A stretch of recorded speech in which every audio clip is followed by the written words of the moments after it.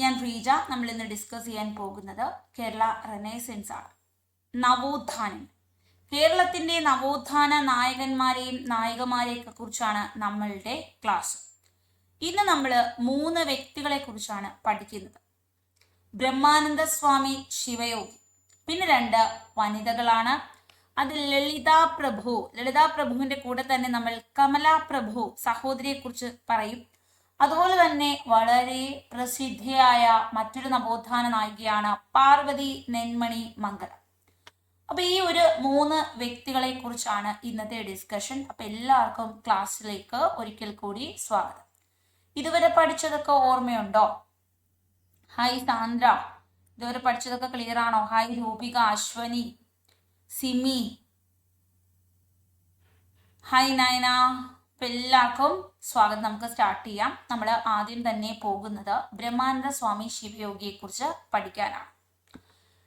ബ്രഹ്മാനന്ദ സ്വാമി ശിവയോഗി, അപ്പൊ ഇദ്ദേഹത്തെ കുറിച്ച് പറയുമ്പോൾ ഇദ്ദേഹം ജനിച്ചത് 1852 ഓഗസ്റ്റ് 26.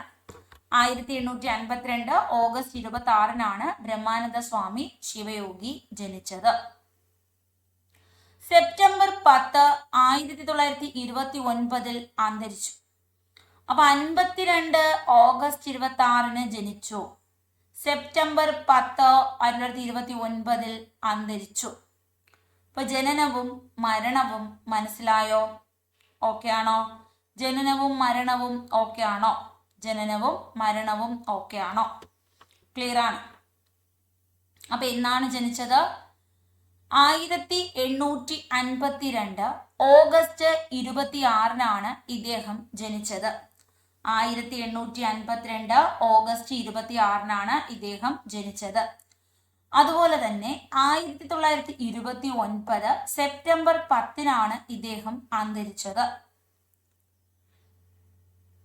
ഇനി നമുക്ക് എന്താണ് ഇദ്ദേഹത്തിന്റെ പ്രവർത്തനങ്ങൾ എന്നൊക്കെ നോക്കാം. ഈ ഇരിക്കുന്ന വ്യക്തിയാണ് ബ്രഹ്മാനന്ദ സ്വാമി ശിവയോഗി. അന്ധവിശ്വാസങ്ങൾക്ക് അനാചാരങ്ങൾക്കുമെതിരെ പൊരുതിയ ഒരു സാമൂഹിക പരിഷ്കർത്താവാണ്. അപ്പോ അന്ന് നിലനിന്നിരുന്നത് ജാതീയമായ ഒരുപാട് അന്ധകാരങ്ങളായിരുന്നു. ഇത്തരം അന്ധവിശ്വാസങ്ങൾ, അനാചാരങ്ങൾ, ഇതിനെതിരെ പൊരുതിയ ഒരു വ്യക്തിയാണ് നമ്മുടെ ബ്രഹ്മാനന്ദ സ്വാമി ശിവയോഗി. ഇദ്ദേഹം പാലക്കാട് ജില്ലയിലാണ് ജനിച്ചത്. ചിറ്റൂർ എന്ന താലൂക്കിലാണ്. അപ്പൊ ബ്രഹ്മാനന്ദ ശിവയോഗി ജനിച്ച സ്ഥലം എവിടെയാണ്? ഇദ്ദേഹം ജനിച്ചത് പാലക്കാട് ജില്ലയിലാണ്, ചിറ്റൂരിലാണ് ജനിച്ചത്. ക്ലിയർ ആണ്? ഇദ്ദേഹത്തിന്റെ യഥാർത്ഥ പേര് എന്താണ്? ചോദ്യം വരാറുള്ളതാണ്. യഥാർത്ഥ പേരാണ് കാരാട്ട് ഗോവിന്ദ മേനോൻ. അപ്പൊ ബ്രഹ്മാനന്ദ സ്വാമി ശിവയോഗി ജനിച്ചത് ചിറ്റൂരിലാണ്, പാലക്കാട് ജില്ലയാണ്. ഇദ്ദേഹത്തിന്റെ യഥാർത്ഥ പേര് കാരാട്ട് ഗോവിന്ദ മേനോൻ. കാരാട്ട് ഗോവിന്ദ മേനോൻ. കുട്ടിക്കാലത്ത് ശിവയോഗി എന്ന് അറിയപ്പെട്ടു. കുട്ടിക്കാലത്ത് ശിവയോഗി, ഗോവിന്ദൻ കുട്ടി എന്നാണ് അറിയപ്പെട്ടത്. അപ്പോ ഈ ബ്രഹ്മാനന്ദ സ്വാമി ശിവയോഗി കുട്ടിക്കാലത്തെ പേരെന്താണ്? ഗോവിന്ദൻ കുട്ടി. യഥാർത്ഥ പേര് കാരാട്ട് ഗോവിന്ദ മേനോൻ. നമ്മളാണെങ്കിലും പേര് ചുരുക്കിയൊക്കെ വിളിക്കത്തില്ലേ? എപ്പോഴും കാരാട്ട് ഗോവിന്ദ മേനോൻ എന്ന് വിളിക്കാൻ പറ്റുമോ? അപ്പൊ ഗോവിന്ദൻകുട്ടി എന്നാണ് വിളിച്ചത്. അച്ഛന്റെ പേര് കുഞ്ഞികൃഷ്ണ മേനോൻ. അമ്മ നാണിയാണ്, നാരായണി അമ്മയാണ്. നാണി എന്നാണ് വിളിച്ചിരുന്നത്. ഭാര്യയുടെ പേര് താവുക്കുട്ടി എന്നാണ്. താവുക്കുട്ടിയാണ് ഭാര്യ. അപ്പോൾ നമ്മൾ പഠിച്ചത് ഇദ്ദേഹം ഏത് ജില്ലക്കാരനാണ്? പാലക്കാട് ജില്ലക്കാരനാണ്. ചിറ്റൂർ എന്ന സ്ഥലത്താണ് ജനിച്ചത്. കുഞ്ഞികൃഷ്ണ മേനോന്റെയും നാരായണി അമ്മയുടെയും മകനായി ജനിച്ചു. ഇദ്ദേഹത്തിന്റെ യഥാർത്ഥ പേര് കാരാട്ട് ഗോവിന്ദ മേനോൻ എന്നാണ്. ഇനി ഇദ്ദേഹത്തിനെ കുട്ടിക്കാലത്ത് ഗോവിന്ദൻ കുട്ടി എന്നാണ് വിളിച്ചത്. താവക്കുട്ടിയാണ് ഇദ്ദേഹം വിവാഹം ചെയ്തത്. താവക്കുട്ടി അമ്മ എന്നാണ് അറിയപ്പെടുന്നത്. ഈ വ്യക്തിയാണ് വിവാഹം ചെയ്തത്. സംസ്കൃത പഠനത്തിന് ശേഷം ഇദ്ദേഹം സംസ്കൃതമൊക്കെ പഠിച്ചു. കാരാട്ട് ഗോവിന്ദ മേനോൻ എറണാകുളത്തേക്ക് മാറി. പാലക്കാട് ജില്ലക്കാരനാണ്. സംസ്കൃതമൊക്കെ പഠിച്ചിട്ട് എറണാകുളത്ത് പോയി. അവിടെ ഒരു അധ്യാപകനായി ജോലിയിൽ ചേർന്നു. അപ്പൊ ആദ്യത്തെ ഇദ്ദേഹത്തിന്റെ ജോലി എന്താണ്? ഒരു അധ്യാപകനായിട്ടാണ് ഇദ്ദേഹം ആദ്യം ജോലിയിൽ പ്രവേശിച്ചത്. ജോലി ചെയ്തുകൊണ്ടിരിക്കുന്ന സമയത്താണ് ഇദ്ദേഹത്തിന് ബ്രഹ്മസമാജ പ്രവർത്തനങ്ങൾ ഇഷ്ടപ്പെട്ടത്. ബ്രഹ്മസമാജം സ്ഥാപിച്ച വ്യക്തി ആരാണ്? ആദ്യ ബ്രഹ്മസമാജം എന്ന് പറയുമ്പോൾ രാജാറാം മോഹൻ റോയിയുടേതാണ് അല്ലെ. പിന്നീടാണ് അത് ആദ്യ ബ്രഹ്മസമാജം, ഭാരതീയ ബ്രഹ്മസമാജം എന്ന് രണ്ടായിട്ട് പിരിയുന്നത്. അപ്പൊ ബ്രഹ്മസമാജ ഇദ്ദേഹം ഇതിന്റെ ആശയങ്ങൾ ഇദ്ദേഹത്തിനെ വളരെയധികം സ്വാധീനിച്ചു. ബ്രഹ്മസമാജ സംഘടിപ്പിച്ച ചർച്ചകളിലൊക്കെ ഗോവിന്ദ മേനോൻ പങ്കെടുത്തു. അപ്പൊ ബ്രഹ്മസമാജവുമായി ബന്ധപ്പെട്ട് കേരളത്തിൽ പ്രവർത്തിച്ച വ്യക്തിയാണ് അയ്യതൻ ഗോപാലൻ. ആരാണ്? അയ്യതൻ ഗോപാലൻ. അയ്യതൻ ഗോപാലൻ ആണെങ്കിൽ ഇദ്ദേഹത്തിന്റെ സംസ്കൃത പാണ്ഡിത്യമൊക്കെ കണ്ടപ്പോ ഇദ്ദേഹത്തിന് നല്ല വിവരമുണ്ട്, അറിവുള്ള വ്യക്തിയാണ് എന്ന് തിരിച്ചറിയുന്നു. അന്നേരം ഇദ്ദേഹം എന്ത് ചെയ്തു? എറണാകുളത്ത് വെച്ചിട്ട് സംസ്കൃതം പഠിച്ചു. അപ്പൊ എറണാകുളത്ത് വെച്ചിട്ട് തന്നെ ഇദ്ദേഹം എന്ത് ചെയ്തു? ഇംഗ്ലീഷിലും പ്രാവീണ്യം നേടി. ഗോവിന്ദ മേനോന് ഇംഗ്ലീഷിലും പ്രാവീണ്യം നേടി. അപ്പൊ ഇദ്ദേഹത്തിന്റെ ഈ ഒരു സാമർഥ്യവും ഇദ്ദേഹത്തിന്റെ നല്ല അറിവും ഒക്കെ കണ്ടപ്പോൾ എന്ത് ചെയ്തു? അയ്യതൻ ഗോപാലൻ പറഞ്ഞു, ഒരു പുസ്തകം എഴുതൂ, ഈ ബ്രഹ്മസമാജവുമായി ബന്ധപ്പെട്ട് ഒരു പുസ്തകം എഴുതാൻ പറയുന്നു. ഈ നിർദ്ദേശത്തെ തുടർന്ന് ഇദ്ദേഹം ഒരു പുസ്തകം രചിച്ചു. ഈ പുസ്തകത്തിന്റെ പേരാണ് ബ്രഹ്മ സങ്കീർത്തനം. ബ്രഹ്മ സങ്കീർത്തനം. അദ്ദേഹത്തിന്റെ ആത്മീയം സാഹിത്യപരവുമായ അറിവ് അംഗീകരിച്ചുകൊണ്ടാണ് ഡോക്ടർ ഗോപാലൻ അദ്ദേഹത്തെ, ഈ അയ്യതൻ ഗോപാലനാണ്, ബ്രഹ്മാനന്ദ സ്വാമി എന്ന നാമം കൊടുത്തത്. അപ്പോ നമ്മുടെ ബ്രഹ്മസമാജത്തിന്റെ കേരളത്തിലെ പ്രധാന വ്യക്തിയാണ് അയ്യതൻ ഗോപാലൻ. ഈ ഡോക്ടർ അയ്യതൻ ഗോപാലൻ ഇദ്ദേഹത്തിന്റെ അറിവ്, നമ്മുടെ ബ്രഹ്മാനന്ദ ശിവയോഗിയുടെ അറിവ് ഒക്കെ കണ്ടപ്പോൾ, ആത്മീയത കണ്ടപ്പോൾ, സാഹിത്യപരമായ കഴിവുകൾ കണ്ടപ്പോൾ ഇദ്ദേഹത്തിനെ വിളിച്ചു ബ്രഹ്മാനന്ദ സ്വാമി. ഈ ബ്രഹ്മാനന്ദ സ്വാമി എന്നുള്ള പേര് പരക്കെ അങ്ങ് പ്രസിദ്ധി ആർജിച്ചു. ക്രമേണ അദ്ദേഹം രാജയോഗ പരിശീലനവും ആരംഭിച്ചു. രാജയോഗ പരിശീലനവും ആരംഭിച്ചു. അപ്പൊ എല്ലാം ഒന്നും കൂടി പറയാം. നമ്മൾ ആദ്യം ഡിസ്കസ് ചെയ്യാൻ പോകുന്നത് ബ്രഹ്മാനന്ദ സ്വാമി ശിവയോഗിയെ കുറിച്ചാണ്. 1852 ഓഗസ്റ്റ് 26 ജനിച്ചത്. മരിച്ചത് 2029 സെപ്റ്റംബർ 10. പാലക്കാട് ജില്ലയാണ്, ചിറ്റൂരിലാണ്. അന്ധവിശ്വാസങ്ങൾക്ക്, അനാചാരങ്ങൾക്കെതിരെയൊക്കെ പോരാടി. അതുകൊണ്ടാണ് നവോത്ഥാന നായകൻ എന്ന് വിളിക്കുന്നത് പോലും. ഇനി ബ്രഹ്മാനന്ദ സ്വാമിയുടെ യഥാർത്ഥ പേര് കാരാട്ട് ഗോവിന്ദ മേനോൻ എന്നായിരുന്നു. കുട്ടിക്കാലത്ത് ഗോവിന്ദൻ കുട്ടി എന്നാണ് അറിയപ്പെട്ടത്. അച്ഛന്റെ പേര് കുഞ്ഞികൃഷ്ണ മേനോൻ എന്നും അമ്മ നാരായണി അമ്മയുമാണ്. തവക്കുട്ടിയാണ് വിവാഹം ചെയ്തത്. സംസ്കൃത പഠനത്തിന് ശേഷം കാരാട്ട് ഗോവിന്ദ മേനോൻ എറണാകുളത്തേക്ക് മാറി. അവിടെ ഒരു സംസ്കൃത അധ്യാപകനായി ജോലിയിൽ പ്രവേശിച്ചു. ജോലി ചെയ്യവേ ബ്രഹ്മസമാജവുമായി ചേർന്ന് പ്രവർത്തിച്ചു. അപ്പോൾ ഈ ബ്രഹ്മസമാജത്തിന്റെ മീറ്റിംഗിലൊക്കെ ഇടയ്ക്കിടയ്ക്ക് ഇദ്ദേഹം പോകുന്നു. അതിനകത്ത് കൂടുതൽ ആകർഷണനാകുന്നു. അങ്ങനെ ഡോക്ടർ അയ്യതൻ ഗോപാലന്റെ അഭ്യർത്ഥന പ്രകാരം ബ്രഹ്മ സങ്കീർത്തനം എന്ന പുസ്തകം രചിച്ചു. ബ്രഹ്മ സങ്കീർത്തനം എന്ന പുസ്തകം രചിച്ചു. ഇനി ഇദ്ദേഹത്തിന്റെ ആത്മീയവും സാഹിത്യപരവുമായ കഴിവ് കാരണമാണ് ഇദ്ദേഹത്തിന് ഏത് പേര് ലഭിച്ചത്? ബ്രഹ്മാനന്ദ സ്വാമി എന്ന പേര് ലഭിച്ചത്. ബ്രഹ്മാനന്ദ സ്വാമി എന്ന പേര് ലഭിച്ചത്. ഈ ബ്രഹ്മാനന്ദ സ്വാമി എന്ന പേര് നൽകിയത് ആരാണ്? ഡോക്ടർ അയ്യതൻ ഗോപാലൻ. പിന്നീട് ഇദ്ദേഹം രാജയോഗ പരിശീലനം ആരംഭിച്ചു. എന്താരംഭിച്ചു? രാജയോഗ പരിശീലനം ആരംഭിച്ചു. ക്ലിയർ ആണ്? എല്ലാവർക്കും മനസ്സിലായി? രാജയോഗ പരിശീലനം ആരംഭിച്ചു. ഈ സമയത്ത് വിശുദ്ധ ജീവിതവും വസ്ത്രധാരണവും പൂർണ്ണമായും ഇദ്ദേഹം മാറുന്നു. ആലത്തൂരിലെ തന്റെ വസതിക്ക് ഇദ്ദേഹം സിദ്ധാശ്രമം എന്ന പേര് നൽകി. അപ്പോ ഇദ്ദേഹം ഒരു ശുദ്ധമായ ജീവിതത്തിലേക്ക് പോകുന്നു. വസ്ത്രധാരണമൊക്കെ മാറ്റി, ഒരു പേരങ്ങ് മാറ്റി. ഇദ്ദേഹത്തിന് ഓൾറെഡി സ്വാമി എന്നൊക്കെ വിളിച്ചില്ലേ, അപ്പൊ രാജയോഗമൊക്കെ പഠിച്ചു. എന്നിട്ട് ഇദ്ദേഹം ആ ഒരു വസതിയുടെ, ആലത്തൂരിലെ വസതിയുടെ പേര് സിദ്ധാശ്രമം എന്നാക്കി. 1907 ആയപ്പോ, ഇദ്ദേഹം ആദ്യം ഒരു സംസ്കൃത അധ്യാപകനായിരുന്നല്ലോ, ശിവയോഗി തന്റെ അധ്യാപന ജോലി അങ്ങ് നിർത്തി. ആത്മീയ ദൗത്യവുമായി ബന്ധപ്പെട്ട പ്രവർത്തനങ്ങൾ പൂർണ്ണമായും ഇടപെട്ടു. അപ്പൊ ഇദ്ദേഹം ഒരു സ്വാമിയായി മാറുകയാണ്. അപ്പൊ അധ്യാപന ജോലിയൊക്കെ നിർത്തിയിട്ട് ഇദ്ദേഹം പൂർണ്ണമായും ഒരു ആത്മീയതയിലേക്ക് മാറി. ആലത്തൂരില് സിദ്ധാശ്രമം എന്ന ആത്മീയ സ്ഥാപനം സ്ഥാപിച്ച വർഷം 1907. ആലത്തൂരില് സിദ്ധാശ്രമം സ്ഥാപിച്ചു. ആലത്തൂരിൽ ഇദ്ദേഹം സ്ഥിരതാമസമാക്കി. ഭാര്യ തവക്കുട്ടിയമ്മ, അതിനു മുമ്പ് തന്നെ കല്യാണം കഴിച്ചിരുന്നു. അപ്പൊ ഈ ഭാര്യ തവക്കുട്ടിയമ്മ അദ്ദേഹത്തിന്റെ ഒരു ശിഷ്യയായി തീർന്നു. യോഗിനി മാത എന്ന പേര് അവർ സ്വീകരിച്ചു. യോഗിനി മാത ഇതൊരു പദവിയാണ്. അപ്പൊ ഇങ്ങനെ ഒരു പേരിലാണ് പിന്നീട് അവർ അറിയപ്പെട്ടത്. ഇദ്ദേഹത്തിന്റെ ഭാര്യയാണ് തവക്കുട്ടിയമ്മ, ഒരു ശിഷ്യയായി മാറി യോഗിനി മാത എന്ന പേര് സ്വീകരിച്ചു. 1907 ആലത്തൂരില് സിദ്ധാശ്രമം ആരംഭിച്ചത്. ഇനി വാഗ്ഭടാനന്ദൻ ബ്രഹ്മാനന്ദ സ്വാമിയുടെ ശിഷ്യനായിരുന്നു.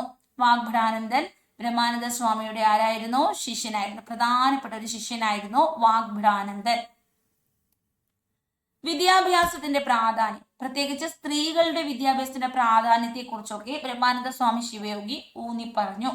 എല്ലാരും വിദ്യ അഭ്യസിക്കണം, ഈ ജാതീയമായ ഇത്തരം ആചാരങ്ങളൊക്കെ അനാചാരങ്ങളൊക്കെ നിർത്തണം, ഇതൊക്കെ പറഞ്ഞു. ഇനി നിത്യമായ ആനന്ദം, നമുക്ക് എല്ലാവർക്കും സന്തോഷം വേണം അല്ലെ? ജീവിതത്തിൽ സന്തോഷം വേണം. യഥാർത്ഥ സന്തോഷം മനസ്സിന് സമാധാനം ഉണ്ടാകുമ്പോഴാണ്. മനസ്സിനെ നമ്മൾ പിടിച്ചു നിർത്തുമ്പോൾ, നമ്മുടെ കൈപ്പിടിയിൽ ഒതുക്കുന്നതാണ് യഥാർത്ഥ വിജയം എന്നാണ് ബ്രഹ്മാനന്ദ സ്വാമി ശിവയോഗി പറഞ്ഞത്. അഹിംസയാണ് നീതിയുടെ പ്രധാന രൂപം. ആചാരങ്ങൾ, ത്യാഗങ്ങൾ ഇതൊക്കെ അജ്ഞതയാണ്, അറിവില്ലായ്മയാണ് ഉണ്ടാക്കുന്നത്. സന്തോഷമാണ് എല്ലാവർക്കും വേണ്ടത് എന്നാണ് ബ്രഹ്മാനന്ദ സ്വാമി ശിവയോഗി പറയുന്നത്. അതായത് നമ്മളുടെ മനസ്സിനെ പിടിച്ചു നിർത്തി ഉള്ളതിൽ സന്തോഷിക്കാൻ പഠിപ്പിക്കുക. അല്ലാതെ അപ്പുറത്തോട്ട് നോക്കി അവരെ കമ്പയർ ചെയ്തു ഇവരെ കമ്പയർ ചെയ്തു നമ്മൾ അങ്ങ് ദുഃഖത്തിലേക്ക് പോയാൽ അവിടെ നമ്മളുടെ ജീവിതം തകർന്നു. ഇത് തന്നെയാണ് ഇദ്ദേഹം പറഞ്ഞത്. ആചാരങ്ങളുടെ പിറകിൽ പോയാലും നമ്മൾ മറ്റൊരാളെ ഉപദ്രവിക്കുകയും കൊല്ലുകയും ഒക്കെ ചെയ്ത് ഹിംസ മാർഗത്തിൽ പോയാലൊന്നും നമുക്ക് സന്തോഷം കിട്ടത്തില്ല. അഹിംസ വേണം. അതുപോലെ തന്നെ സമാധാനം, സന്തോഷമുള്ളൊരു മനസ്സ് വേണം, എന്നാലേ നമ്മുടെ ജീവിതത്തിന് സമാധാനം ഉണ്ടാകൂ എന്നൊക്കെ ഇദ്ദേഹം പറഞ്ഞു. ജാതി വ്യവസ്ഥ, തൊട്ടുകൂടായ്മ, വിഗ്രഹത്തെ ആരാധിക്കൽ, ക്ഷേത്രത്തെ അടിസ്ഥാനമാക്കിയുള്ള ആചാരങ്ങൾ, മൃഗബലി നടത്തൽ, അന്ധവിശ്വാസങ്ങൾ, ഇങ്ങനത്തെ കാര്യങ്ങളൊക്കെ ഇദ്ദേഹം എതിർത്തു. ഇദ്ദേഹം പറഞ്ഞു ഇങ്ങനെ തൊട്ടുകൂടായ്മയൊന്നും വേണ്ട, എല്ലാ മനുഷ്യരും ഈക്വൽ ആണ്, തുല്യരാണ്. ജാതി വ്യവസ്ഥയെ വേണ്ട, ഒരാള് ബ്രാഹ്മണൻ, മറ്റൊരാൾ നായർ, ഒരാൾ താഴ്ന്ന ജാതി, ഇങ്ങനത്തെ ഒരു വ്യവസ്ഥയെ വേണ്ട, എല്ലാവരും ഈക്വൽ ആണ്. ചിലർക്ക് വിഗ്രഹാരാധന നടത്താം, ചിലർക്ക് ക്ഷേത്രത്തിൽ പ്രവേശിക്കാൻ പാടില്ല, ഇങ്ങനത്തെ രീതി ഒന്നും പാടില്ല. മൃഗബലി വേണ്ട, അന്ധവിശ്വാസങ്ങളെയൊക്കെ നമ്മൾ എടുത്തു കളയൂ, നമ്മളെ മനസ്സിനെ സമാധാനമാക്കി നിർത്തൂ, സന്തോഷിക്കൂ, ഈ നമ്മുടെ ജീവിതം സന്തോഷപ്രദമാക്കൂ, എല്ലാവരും ഈക്വൽ ആണ് എന്നാണ് ഇദ്ദേഹം പറഞ്ഞത്. അങ്ങനെ ഇദ്ദേഹം ആനന്ദം ഉണ്ടാക്കാൻ വേണ്ടി ആനന്ദ മഹാസഭ സ്ഥാപിച്ചു. 1918 ആനന്ദ മഹാസഭ സ്ഥാപിച്ചത്. എന്താണ് സ്ഥാപിച്ചത്? ആനന്ദ മഹാസഭ. ഏത് വർഷം? 1918. അപ്പൊ ജാതീയ വ്യവസ്ഥയെ എതിർത്തു, എല്ലാരും ഈക്വൽ ആണ്, തുല്യരാണ് എന്ന് പറഞ്ഞു. മൃഗബലി എതിർത്തു, ഇതൊക്കെ സ്റ്റേറ്റ്മെന്റിൽ വരാം. ഇനി അന്ധവിശ്വാസങ്ങളും ആചാരങ്ങളും എതിർത്തു. ക്ഷേത്രം എന്ന സംവിധാനത്തെ പൂർണ്ണമായും എതിർത്തു. ഇനി ജാതീയപരമായിട്ടുള്ള വേർതിരിവുകൾ, തൊട്ടുകൂടായ്മ, വിഗ്രഹാരാധന ഇതൊക്കെ എതിർത്തു. അപ്പൊ ഇദ്ദേഹത്തിന്റെ പ്രധാനപ്പെട്ട ശിഷ്യനായിരുന്നു വാഗ്ഭടാനന്ദൻ. അപ്പൊ വാഗ്ഭടാനന്ദന് ക്ഷേത്രപരമായിട്ടുള്ള കാര്യങ്ങളൊക്കെ എതിർത്തത്, ബ്രഹ്മാനന്ദ സ്വാമി ശിവയോഗി എതിർത്തത് അത്ര അങ്ങോട്ട് ഇഷ്ടപ്പെട്ടില്ല. ഇദ്ദേഹവും നവോത്ഥാനവൽക്കരിക്കാൻ നിന്നു. പക്ഷെ എങ്കിലും നമ്മുടെ ബ്രഹ്മാനന്ദ സ്വാമി ശിവയോഗിയുടെ ചിന്താഗതി എന്ന് പറയുന്നത് പൂർണ്ണമായും ഹിന്ദുസത്തിനൊക്കെ എതിരായിരുന്നു. അതായത് ഒരു ജാതിയും വലിയ പ്രൊമോട്ട് ചെയ്തില്ല, ഒരു ജാതിയും വേണ്ട, എല്ലാവരും ഈക്വൽ ആണ്, അങ്ങനെയുള്ളൊരു ചിന്താഗതിയായിരുന്നു. അപ്പൊ വാഗ്ഭടാനന്ദന് കുറച്ചും കൂടെ ഹിന്ദു മതത്തിലെ നല്ല ആചാരങ്ങളെ ഇഷ്ടമായിരുന്നു. നല്ല ആചാരങ്ങൾ, അതായത് ഈ ഐത്തവും തൊട്ടുകൂടായ്മയൊന്നും അല്ല, നല്ല ആചാരങ്ങളുണ്ട്, അതിനെ വാഗ്ഭടാനന്ദന് ഇഷ്ടമായിരുന്നു. അങ്ങനെ ഇവർ തമ്മിൽ എതിർപ്പ് വരികയാണ്. അത് നമ്മൾ മനസ്സിൽ വെച്ചാൽ മതി. ഇനി ആനന്ദ മഹാസഭ സ്ഥാപിച്ച വർഷമാണ് 1918. ഇത്രയും കാര്യങ്ങൾ മനസ്സിലാകുന്നുണ്ടോ? 1918. ഇതിനു മുമ്പ് നമ്മളൊരു വർഷം പഠിച്ചു, എന്തായിരുന്നു? 907. ഇത് ആലത്തൂരിൽ ഇദ്ദേഹം സിദ്ധാശ്രമം സ്ഥാപിച്ച വർഷമാണ്. പിന്നെ ഇദ്ദേഹം എന്ത് ചെയ്യുന്നു? ഇദ്ദേഹം പൂർണ്ണമായും ഒരു ആത്മീയതയിലേക്ക് വന്നു. യോഗിനിമാത എന്ന ഭാര്യയും അത് സപ്പോർട്ട് ചെയ്തു. 2018 ഇദ്ദേഹം ആനന്ദ മഹാസഭ സ്ഥാപിച്ചു. ബ്രഹ്മാനന്ദ ശിവയോഗി സിദ്ധാശ്രമം സ്ഥാപിച്ചത് എവിടെയായിരുന്നു? അത് ആലത്തൂരിലാണ്. സിദ്ധാശ്രമം സ്ഥാപിച്ചത് ആലത്തൂരിലാണ്. അതുകൊണ്ട് തന്നെ ഇദ്ദേഹത്തിന് ആലത്തൂർ സ്വാമി, സിദ്ധമുനി ഇങ്ങനെയൊക്കെ പേരിൽ അറിയപ്പെട്ടു. അപ്പൊ ബ്രഹ്മാനന്ദ സ്വാമിയുടെ യഥാർത്ഥ പേരെന്ത്? കാരാട്ട് ഗോവിന്ദ മേനോൻ. കുട്ടിക്കാലത്ത് വിളിച്ചിരുന്ന പേര് ഗോവിന്ദൻ കുട്ടി. ബ്രഹ്മാനന്ദ സ്വാമി എന്ന പേര് വിളിച്ചത് ആര്? ഡോക്ടർ അയ്യതൻ ഗോപാലൻ. പ്രധാനപ്പെട്ട ശിഷ്യൻ ആരാണ്? വാഗ്ഭടാനന്ദൻ. എന്നാണ് സിദ്ധാശ്രമം സ്ഥാപിച്ചത്? 1907. എവിടെയാണ്? ആലത്തൂരിൽ. ഏത് വർഷം? 1907 ആലത്തൂരിലാണ്. ഇത് ആരാണ് സ്ഥാപിച്ചത്? ബ്രഹ്മാനന്ദ സ്വാമി ശിവയോഗിയാണ്. ഭാര്യയുടെ പേര് തവക്കുട്ടി അമ്മ എന്നാണ്. ആലത്തൂർ സ്വാമി സിദ്ധമുനി എന്നൊക്കെ അറിയപ്പെട്ടു. ഇനി ബ്രഹ്മാനന്ദ സ്വാമി ആനന്ദ മഹാസഭ സ്ഥാപിച്ചത് 1918 ഏത് ജില്ലയിലാണ് ജനിച്ചത്? പാലക്കാട് ജില്ലയിലാണ്. ആദ്യം എന്തായിരുന്നു ഇദ്ദേഹത്തിന്റെ ജോലി? ഒരു സംസ്കൃത അധ്യാപകനായിരുന്നു. ഇദ്ദേഹത്തിന്റെ അച്ഛനെ കണ്ടു കുഞ്ഞികൃഷ്ണൻ, അമ്മയെ കണ്ടു നാരായണി, അല്ലെ, നാണി എന്നൊക്കെ വിളിച്ചു. ഇനി ഇദ്ദേഹം മതത്തെ എതിർത്തു, ക്ഷേത്രത്തെ എതിർത്തു, ജാതിയെ എതിർത്തു, ഇദ്ദേഹം അയിത്തത്തിനെ എതിർത്തു, മൃഗബലി എതിർത്തു. മനസ്സിന് സന്തോഷം വേണം, സമാധാനം വേണം, ആനന്ദ മഹാസഭ സ്ഥാപിച്ചു. ക്ലിയർ ആണോ? ഇത്രയും കാര്യങ്ങൾ മനസ്സിലാകുന്നുണ്ടോ? രാജയോഗ പരിശീലനം നടത്തി. അയ്യതൻ ഗോപാലൻ ബ്രഹ്മസമാജത്തെ ഇഷ്ടപ്പെട്ടു. ക്ലിയർ ആണ്? കാരാട്ട് ഗോവിന്ദമേനോൻ, ഗോവിന്ദൻകുട്ടി 1852 ഓഗസ്റ്റ് 26 ജനിച്ചു. 1929 സെപ്റ്റംബർ 10 മരിച്ചു. ഇനി നമുക്ക് ഡിസ്കസ് ചെയ്യേണ്ടത് ഇദ്ദേഹത്തിനെ നവോത്ഥാനങ്ങളുടെ സിംഹം അല്ലെങ്കിൽ പുരുഷ സിംഹം, നവോത്ഥാന പുരുഷ സിംഹം, ഇങ്ങനെയൊക്കെ പല രീതിയിൽ അറിയപ്പെടുന്നു. ഇപ്പൊ ബ്രഹ്മാനന്ദ ശിവയോഗിയാണ്. ഈ ഒരുപാട് നവോത്ഥാന നായകരുണ്ട്. കേരളത്തിന്റെ നവോത്ഥാന പിതാവ് ശ്രീനാരായണ ഗുരുവാണ്. അപ്പോൾ ഒരുപാട് നവോത്ഥാന നായകരുണ്ടെങ്കിലും നവോത്ഥാന നായകന്മാരിലെ പുരുഷ സിംഹമാര് എന്ന് ചോദിച്ചാൽ ആൻസർ ബ്രഹ്മാനന്ദ സ്വാമി ശിവയോഗിയാണ്. ക്ലിയർ ആണോ? രൂപിക മനസ്സിലാകുന്നുണ്ടോ? സാന്ദ്ര പിടികിട്ടുന്നുണ്ടോ?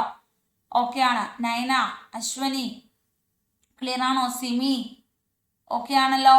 അപ്പോ നവോത്ഥാന നായകരിലെ പുരുഷ സിംഹം ആരാണ്? ബ്രഹ്മാനന്ദ സ്വാമി ശിവയോഗിയാണ്.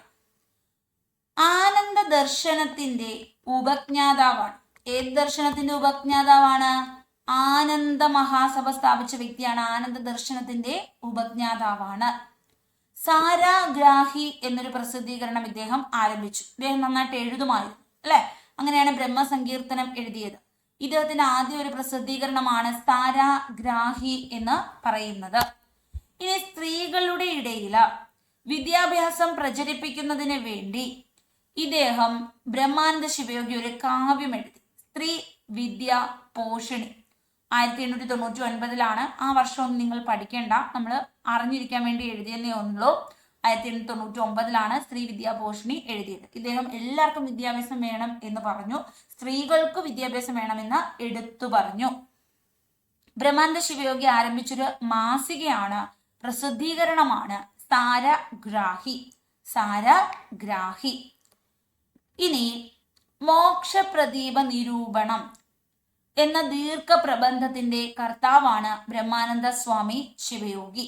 അപ്പൊ മോക്ഷപ്രദീപം എഴുതിയതാരെന്ന് വെച്ചാൽ നമ്മുടെ ബ്രഹ്മാനന്ദ ശിവയോഗിയാണ്. ഈ മോക്ഷപ്രദീപത്തെ ഖണ്ഡിച്ചത് ചട്ടമ്പി സ്വാമികളാണ്. മോക്ഷപ്രദീപ ഖണ്ഡനം എഴുതി.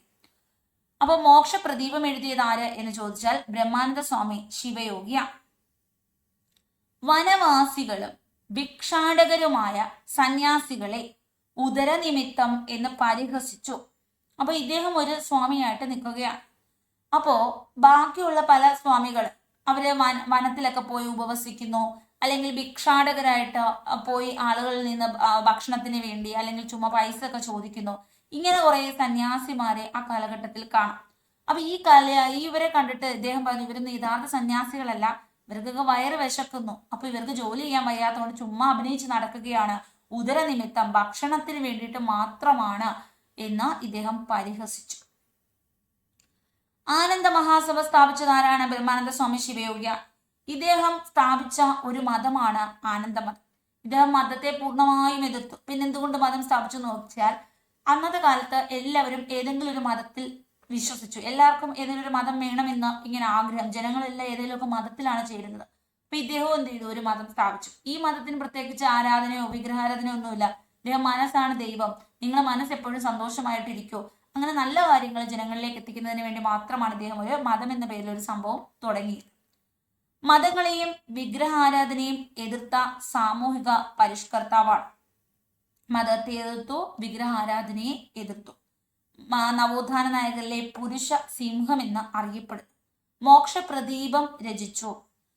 ഉദരനിമിത്തം എന്ന് കളിയാക്കി. ആനന്ദ മഹാസഭ സ്ഥാപിച്ചു. ഇദ്ദേഹം ആനന്ദ മതം സ്ഥാപിച്ചു. ക്ലിയർ ആണോ? സ്ത്രീകൾക്ക് വിദ്യാഭ്യാസം വേണമെന്ന് വാദിച്ചു. സ്ത്രീ വിദ്യാപോഷണി ഇതിനു വേണ്ടി രചിച്ചു. ആനന്ദ ദർശനം കൊണ്ടുവന്നത് ബ്രഹ്മാനന്ദ സ്വാമി ശിവയോഗിയാണ്.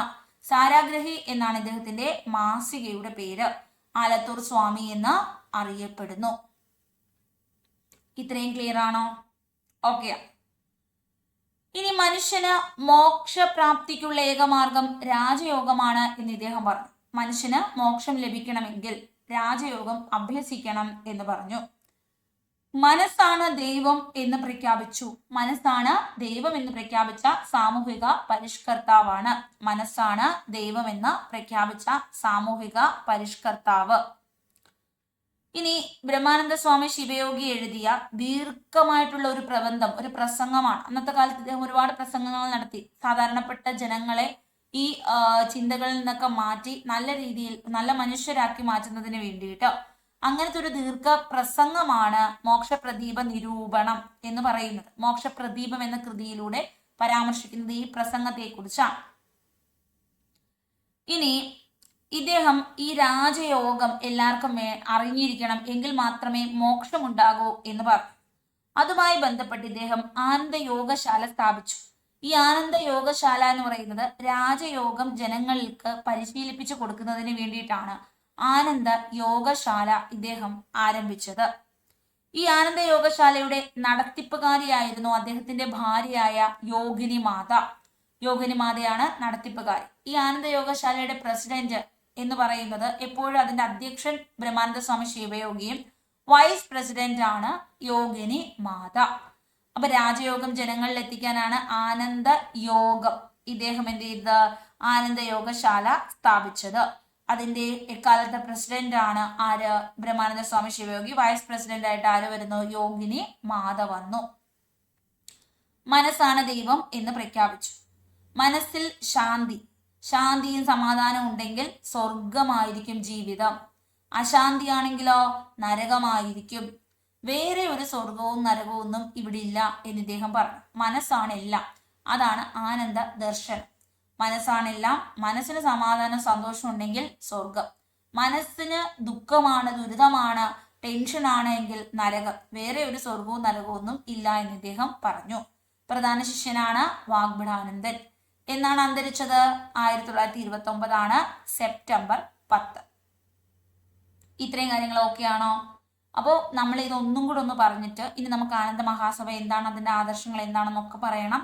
നമുക്കും ശരിയാണ് അല്ലെ, നമ്മളും വെറുതെ ടെൻഷൻ അടിച്ച് നമുക്ക് ആകെ ആ ദിവസം പോകും, കുറേ ദിവസങ്ങൾ പോകും, നമുക്ക് രോഗമുണ്ടാകും. അപ്പൊ നമ്മൾ മനസ്സ് സന്തോഷമായിട്ടിരുന്നെങ്കിൽ നമ്മുടെ ലൈഫും ഹാപ്പി ആകും അല്ലെ. അപ്പൊ എപ്പോഴും ബി പോസിറ്റീവ് എന്ന് നമ്മളും പറയാറുണ്ട്. എപ്പോഴും പോസിറ്റീവായിട്ടിരിക്കും. ഇതൊക്കെ തന്നെയാണ് അന്നത്തെ കാലത്ത് ഇദ്ദേഹം ജനങ്ങൾക്ക് പറഞ്ഞു കൊടുത്തത്. അപ്പോൾ പാലക്കാട് ജില്ല ചിറ്റൂർ ജനിച്ചു. കാരാട്ട് ഗോവിന്ദമേനോൻ, ഗോവിന്ദൻകുട്ടി എന്നാണ് കുട്ടിക്കാലത്തെ പേര്. അച്ഛൻ കുഞ്ഞികൃഷ്ണ മേനോനാണ്, അമ്മ നാരായണി അമ്മ. തവക്കുട്ടി വിവാഹം ചെയ്ത വ്യക്തിയാണ്. ഇനി കാരാട്ട് ഗോവിന്ദമേനോൻ എറണാകുളത്ത് ആദ്യം സംസ്കൃത അധ്യാപകനായി ജോലിയിൽ പ്രവേശിച്ചു. ബ്രഹ്മസമാജത്തെ ഇഷ്ടപ്പെട്ടു. അവിടെ നിന്നാണ് ബ്രഹ്മാനന്ദ സ്വാമി എന്ന പേര് കിട്ടുന്നത്. രാജയോഗം പരിശീലിച്ചു. 1907 ഇദ്ദേഹം അധ്യാപന ജോലിയൊക്കെ ഉപേക്ഷിച്ചിട്ട് ആലത്തൂരിലെ ആശ്രമം സ്ഥാപിച്ചത്. ഇനി വാഗ്ഭടാനന്ദൻ പ്രധാന ശിഷ്യനായിരുന്നു. സ്ത്രീ വിദ്യാഭ്യാസത്തിന്റെ പ്രാധാന്യത്തെക്കുറിച്ച് ജനങ്ങൾക്ക് പറഞ്ഞു കൊടുത്തു. മനസ്സാണ് ദൈവം എന്ന് പ്രഖ്യാപിച്ചു. നവോത്ഥാന നായകരിലെ പുരുഷ സിംഹം എന്ന് അറിയപ്പെട്ടു. ആനന്ദ മഹാസഭ സ്ഥാപിച്ച വർഷം 1918. ആലത്തൂരിലാണ് സിദ്ധാശ്രമം സ്ഥാപിച്ചത്. അതുകൊണ്ട് തന്നെ ആലത്തൂർ സ്വാമി, സിദ്ധമുനി ഇങ്ങനെയൊക്കെ അറിയപ്പെടുന്നു. ക്ലിയർ ആണോ? ഇത്രയും കാര്യങ്ങൾ മനസ്സിലായോ? ഓക്കെ. ഇനി മറ്റൊരു കാര്യം, ഇദ്ദേഹം ആനന്ദ ദർശനത്തിന്റെ ഉപജ്ഞാതാവാണ്. സാരാഗ്രാഹി എന്ന് പറയുന്ന ഒരു മാസിക സ്ഥാപിച്ചു. സ്ത്രീ വിദ്യാഭോഷണി, സ്ത്രീകളുടെ വിദ്യാഭ്യാസത്തിന് വേണ്ടി എഴുതി. ഈ റിവിഷൻ പറയുമ്പോൾ നല്ല സ്പീഡിൽ പറയാണ് കേട്ടോ. കാര്യം ഇപ്പൊ 3ാമത്തെ തവണയാണ് റിവിഷൻ ചെയ്യുന്നത്. അപ്പം സ്ലോയിൽ പറഞ്ഞാൽ നമ്മുടെ സമയം പോകും. മോക്ഷപ്രദീപം എന്ന കൃതി ഇദ്ദേഹത്തിന്റെ ഒരു പ്രസംഗമാണ്. ദീർഘ പ്രസംഗമാണ്, പ്രബന്ധം അല്ലെങ്കിൽ പ്രസംഗം. ഈ ഉദരനിമിത്തം കളിയാക്കിയതൊക്കെ ചോദ്യം വന്നതാണ്. വനവാസികൾ ഭിക്ഷാടകരായ സന്യാസികളെയാണ് ഉദരനിമിത്തം എന്ന് പറഞ്ഞത്. ആനന്ദ മഹാസഭ സ്ഥാപിച്ചു. ശിവയോഗിയുടെ മതമാണ് ആനന്ദമതം. സ്ഥിരം ചോദ്യമാണ്. മതങ്ങളെയും വിഗ്രഹാരാധനയും ക്ഷേത്രത്തെയും ഒക്കെ എതിർത്ത വ്യക്തിയാണ്. മോക്ഷം ലഭിക്കണമെങ്കിൽ രാജയോഗം അഭ്യസിക്കണം എന്ന് പറഞ്ഞു. മനസ്സെപ്പോഴും നന്മയുള്ളതായി സന്തോഷമുള്ളതായി വെക്കുക, അതാണ് സ്വർഗം. മനസ്സ് എപ്പോഴാണോ വിഷമിക്കുന്നത് അപ്പോൾ നരകം, അല്ലാതെ വേറെ സ്വർഗവും നരകവും ഒന്നുമില്ല എന്ന് പറഞ്ഞു. ആനന്ദ ദർശനം. പിന്നെ 1929 സെപ്റ്റംബർ 10 അദ്ദേഹം അന്തരിച്ചു. ഇനി ഇദ്ദേഹത്തെ കുറിച്ച് മറ്റൊരു കാര്യം പറയാനുള്ളത്, ഇദ്ദേഹം ശ്രീലങ്കയിൽ ഒരു പ്രസ്ഥാനം സ്ഥാപിച്ചു. ശ്രീലങ്കയിൽ ഒരു പ്രസ്ഥാനം സ്ഥാപിച്ചു. അതാണ് ആനന്ദ മഹാസമാജ്. അപ്പോ ബ്രഹ്മാനന്ദ സ്വാമി ശിവയോഗി ശ്രീലങ്കയിൽ സ്ഥാപിച്ച, സിലോണിൽ സ്ഥാപിച്ച ഒരു പ്രസ്ഥാനം ആനന്ദ മഹാസമാജം. ശ്രീലങ്കയുടെ പഴയ പേരായിരുന്നു സിലോൺ. ഇനി ഇദ്ദേഹത്തിന്റെ പ്രസിദ്ധമായ കൃതികളെ കുറിച്ചാണ് നമ്മൾ പറയുന്നത്. നമുക്ക് ഇതിന്റെ ഡേറ്റ് ഉൾപ്പെടെ ഒന്നും കൂടെ ഞാൻ കാണിക്കുന്നുണ്ട്, എങ്കിലും ഇമ്പോർട്ടന്റ് കൃതികൾ. രാജയോഗ രഹസ്യം. ഇപ്പൊ രാജയോഗം ജനങ്ങളിലേക്ക് എത്തിക്കുന്നതിന് വേണ്ടിയിട്ടാണ് ഇദ്ദേഹം എന്ത് തുടങ്ങിയത്? ആനന്ദ യോഗശാല ആരംഭിച്ചു. സിദ്ധാനുഭൂതി, ജ്ഞാനക്കുമ്മി. ജാതിക്കുമ്മിയുണ്ട്. അതാരാണ് ജാതിക്കമ്മി? അത് പണ്ഡിറ്റ് കറുപ്പനാണ്. ആനന്ദ കൽപദ്രുമം, ആനന്ദ ഗുരുഗീത, ആനന്ദ ഗണം, ആനന്ദ ദർശനം, ആനന്ദ വിമാനം, ആനന്ദ കുമ്മി, ശിവയോഗ രഹസ്യം, വിഗ്രഹാരാധന ഖണ്ഡനം, വിഗ്രഹാരത്തെ ഖണ്ഡിച്ചു. മോക്ഷപ്രദീപം ഇദ്ദേഹത്തിനാണ് ഖണ്ഡിച്ചത് ചട്ടമ്പി സ്വാമികളാണ്. Very important. ആനന്ദ സൂത്രം, സ്ത്രീ വിദ്യാ പോഷണി, ഇങ്ങനെ ഒരുപാട് കൃതികൾ ഇദ്ദേഹം രചിച്ചു. ഈ ആനന്ദം വരുന്ന ഒരുവിധം എല്ലാം ഇദ്ദേഹത്തിൻ്റെതാണ്. ഒരു 90% ആനന്ദം എല്ലാം ഇദ്ദേഹത്തിൻ്റെതാണ്. സിദ്ധാനുഭൂതി, ജ്ഞാനക്കുമ്മി, രാജയോഗ രഹസ്യം, ജാതിക്കുമ്മി ആരുടേതാണ്? പണ്ഡിറ്റ് കറുപ്പ്. ആനന്ദ കൽപദ്രുമം, ആനന്ദ വിമാനം, ആനന്ദ ദർശനം, ആനന്ദ ഗണം, ആനന്ദ ഗുരു ഗീത, ആനന്ദ കുമ്മി, പിന്നെ ആനന്ദ സൂത്രം, പിന്നെ സ്ത്രീ വിദ്യാപോഷണി, ശിവയോഗ രഹസ്യം, വിഗ്രഹാരാധന ഖണ്ഡനം, മോക്ഷ പ്രദീപം. എന്താണ് ആനന്ദമതം? ആത്മീയ ജീവിത വീക്ഷണമാണ് ആനന്ദമതം. ആനന്ദം വേണം, എല്ലാവർക്കും മനസ്സിന് ആനന്ദം വേണം. ഇതാണ് ഇതിന്റെ അടിസ്ഥാനം. വേദങ്ങൾ, ഉപനിഷത്തുകൾ, ഭഗവത്ഗീത, ഇങ്ങനത്തെ മതഗ്രന്ഥങ്ങളെല്ലാം മനസ്സിലാക്കിക്കൊണ്ട് അത് ക്രോഡീകരിച്ചുകൊണ്ടാണ് ഇദ്ദേഹം അഹിംസയാണ് വേണ്ടത് എന്ന് പറയുന്നത്. ഒരു ഉറുമ്പിനെ പോലും കൊല്ലരുത് എന്നാണ് ആനന്ദ ദർശനം. അഹിംസയ്ക്ക് പ്രാധാന്യം കൽപ്പിക്കുന്നതാണ് ആനന്ദ ദർശനം. അപ്പൊ ജന്തുബലി, ദേവാലയങ്ങളിലൊക്കെ ദൈവപ്രീതിക്ക് വേണ്ടി ജന്തുബലി നടത്തി. ഇതിനൊക്കെ ഇദ്ദേഹം എതിർത്തു. പൗരുഷവും ജ്ഞാനവും, ഇതൊക്കെ ജീവിതത്തിന് വളരെ നല്ലതാണ്, ആലോചിച്ച് തീരുമാനങ്ങളൊക്കെ എടുക്കുന്നത് എന്ന് ഇദ്ദേഹം പറഞ്ഞു. ഇനി ത്യജിക്കണം, നമുക്ക് വേണ്ട സാധനങ്ങളൊക്കെ വേണമെന്ന് വെക്കണം, വേണ്ടാത്തതിനെയൊക്കെ വേണ്ട എന്ന് ത്യജിക്കാനുള്ള ഒരു വിവേചന ശക്തി മനുഷ്യന് വളർത്തിക്കൊണ്ടുവരണം. നമ്മൾ മനസ്സിനെ എപ്പോഴും സന്തോഷത്തിലേക്ക് കൊണ്ടുവരണം എന്ന് പറയുന്നതാണ്. അപ്പോൾ യോഗമോ ഭക്തിയോ അല്ലെങ്കിൽ കർമ്മമോ ആനന്ദമതം അംഗീകരിക്കുന്നില്ല. ഇനി രാജയോഗത്തെയാണ് അംഗീകരിക്കുന്നത്.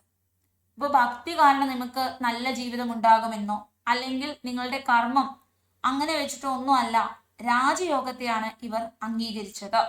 രാജയോഗം ഉണ്ടെങ്കിലേ മനസ്സിന് മോക്ഷം കിട്ടൂ എന്ന് പറയുന്നു. പുനർജന്മത്തെ വിശ്വസിക്കുന്നില്ല. നേരത്തെ ഒരു ജന്മം ഉണ്ടായിരുന്നു, മുജ്ജന്മം ഉണ്ടായിരുന്നു, ഇനി നമ്മൾ പുതുതായി ജനിച്ച് പുതിയൊരു വ്യക്തി വരും എന്നൊന്നും ഇവർ വിശ്വസിക്കുന്നില്ല. ഒരൊറ്റ ജീവിതം, അത് സന്തോഷത്തോടുകൂടി മുന്നോട്ട് കൊണ്ടുപോവുക എന്നാണ് ആനന്ദ ദർശനം പറയുന്നത്. സ്വർഗവും നരകവും ഇവർ വിശ്വസിക്കുന്നില്ല. അപ്പൊ അന്നത്തെ കാലത്ത് വളരെയധികം ഒരു പ്രസിദ്ധി ആർജിച്ച ചിന്താഗതികൾ, ഇന്നും നിലനിൽക്കുന്ന ചിന്താഗതിയാണ് സ്വർഗം നരകമുണ്ട് എന്നുള്ള വിശ്വാസം. അതുപോലെ തന്നെ പുനർജന്മമുണ്ട്, മുജ്ജന്മമുണ്ട് എന്നൊക്കെ ഇന്നും ഒരുപാട് ആളുകൾ വിശ്വസിക്കുന്നതാണ്. ഇതൊന്നും ആനന്ദമതം വിശ്വസിച്ചിരുന്നില്ല. ക്ലിയർ ആണ്? അപ്പോൾ ക്ലിയർ ആയെങ്കിൽ ശിവയോഗ രഹസ്യം ഇദ്ദേഹത്തിന്റെ കൃതിയാണ്. സ്ത്രീ വിദ്യാഭൂഷണി, സിദ്ധാനുഭൂതി, മോക്ഷപ്രദീപം, ആനന്ദ കൽപദ്രുമം, ആനന്ദ സൂത്രം, രാജയോഗ രഹസ്യം, വിഗ്രഹാരാധന ഖണ്ഡനം, ആനന്ദ വിമാന, ആനന്ദമത പരസ്യം, ആനന്ദ കുമ്മി, ആനന്ദഗാനം, ആനന്ദാദർശനം, ആനന്ദ ദർശാംശം, ഇതൊക്കെ ഇദ്ദേഹത്തിന്റെ കൃതികളാണ്. ഒരുപാട് കൃതികൾ കണ്ടോ? ഇദ്ദേഹം 29-ലാണ് അന്തരിച്ചത്. 28 വരെയുള്ള കൃതികൾ കണ്ടു. 52-ൽ ജനിച്ച വ്യക്തിയുടെ 893 മുതലുള്ള കൃതികൾ നമ്മൾ കണ്ടു. ഏറ്റവും ഇമ്പോർട്ടൻ്റ് ആയിട്ടുള്ള എല്ലാ കൃതികളും നമ്മൾ കൊണ്ടുവന്നിട്ടുണ്ട്. ഓക്കെ ആണോ? ഇത്രയും കാര്യങ്ങൾ മനസ്സിലായോ? ഇതോടുകൂടി നമ്മുടെ ബ്രഹ്മാനന്ദ സ്വാമി ശിവയോഗി കംപ്ലീറ്റ് ആയിരിക്കുന്നു. അപ്പൊ ബ്രഹ്മാനന്ദ സ്വാമി ശിവയോഗി എല്ലാവർക്കും സെറ്റായോ? ഓക്കെ ആണോ? ഇനി ക്വസ്റ്റ്യൻസിലേക്ക് പോകാം. ബ്രഹ്മാനന്ദ സ്വാമി ശിവയോഗിയുമായി ബന്ധപ്പെട്ടത് എന്താണ്? 4 ഓപ്ഷൻസ് ഉണ്ട്. ജാതിനാശിനി സഭ, ആനന്ദ മഹാസഭ, കല്യാണദായിനി സഭ, സന്മാർഗ പ്രദീപ സഭ. പണ്ഡിറ്റ് കറുപ്പനുമായി ബന്ധപ്പെട്ടതാണ് കല്യാണദായിനി സന്മാർഗ പ്രദീപ സഭയും. ജാതിനാശിനി എന്ന് പറയുമ്പോൾ നമ്മൾ ഇനി പഠിക്കാൻ പോകുന്ന ഒരു വ്യക്തിയാണ്.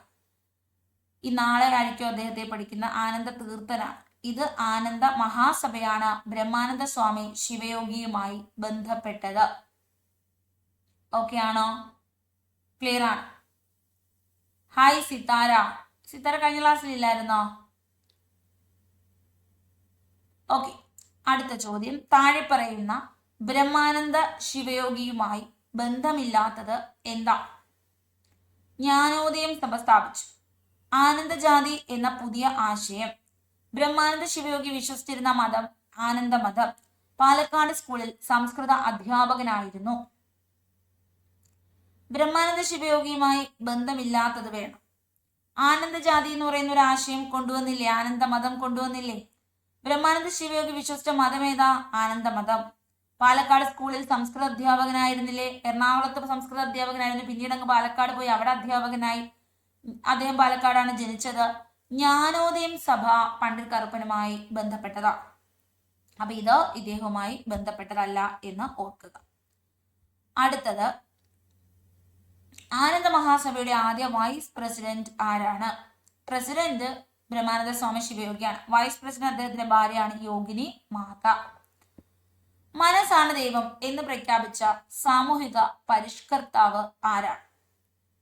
മനസ്സാണ് ദൈവം എന്ന് പ്രഖ്യാപിച്ചു. Very important. ബ്രഹ്മാനന്ദ സ്വാമി ശിവയോഗിയാണ് പറഞ്ഞത് നിങ്ങളുടെ മനസ്സാണ് ദൈവം. സ്വർഗനരകങ്ങളൊന്നും ഇല്ല, ജാതി വ്യവസ്ഥ ഇല്ല, ക്ഷേത്ര ആരാധനകളൊക്കെ നിരോധിക്കണം, വിഗ്രഹാരാധനയൊന്നും വേണ്ട. നിങ്ങളുടെ മനസ്സിനെ നിങ്ങൾ സമാധാനത്തോടെ നോക്കൂ. നിങ്ങള് കണ്ണാടി പ്രതിഷ്ഠയാണ് ഇദ്ദേഹം നടത്തിയത്. മനസ്സിലെ നിങ്ങൾ പോയി വിഗ്രഹം പോലെ നിങ്ങളുടെ മനസ്സിനെ കാണും. നിങ്ങൾ അങ്ങോട്ട് മുഖം നോക്കുമ്പോൾ, കണ്ണാടിയിലൂടെ നോക്കുമ്പോൾ നമ്മുടെ മുഖമാണ് കാണുന്നത്. നിങ്ങളെ തന്നെ നിങ്ങൾ ആരാധിക്കൂ എന്ന് പറഞ്ഞ വ്യക്തി ബ്രഹ്മാനന്ദ സ്വാമി ശിവയോഗിയാണ്. കണ്ണാടി പ്രതിഷ്ഠയാണ് ഇദ്ദേഹം നടത്തുന്നത്. ബ്രഹ്മാനന്ദ സ്വാമി ശിവയോഗി എന്ന ഗ്രന്ഥം രചിച്ചത് ആരാണ്? പവനനാണ് ബ്രഹ്മാനന്ദ സ്വാമിയുമായി ബന്ധപ്പെട്ടൊരു ഗ്രന്ഥം രചിച്ചത്. താഴെ പറയുന്ന ബ്രഹ്മാനന്ദ സ്വാമി ശിവയോഗിയുമായി ബന്ധമുള്ളത് എന്താണ്? ബന്ധമുള്ളതാണ് വേണ്ടത്. ആലത്തൂർ ശിവയോഗി 1900 മോക്ഷപ്രദീപം എന്ന കൃതി പ്രസിദ്ധീകരിച്ചു. വിഗ്രഹാരാധന പ്രോത്സാഹിപ്പിച്ച നവോത്ഥാന നായകനാണ്. മോക്ഷപ്രദീപ ഖണ്ഡനം രചിച്ചു.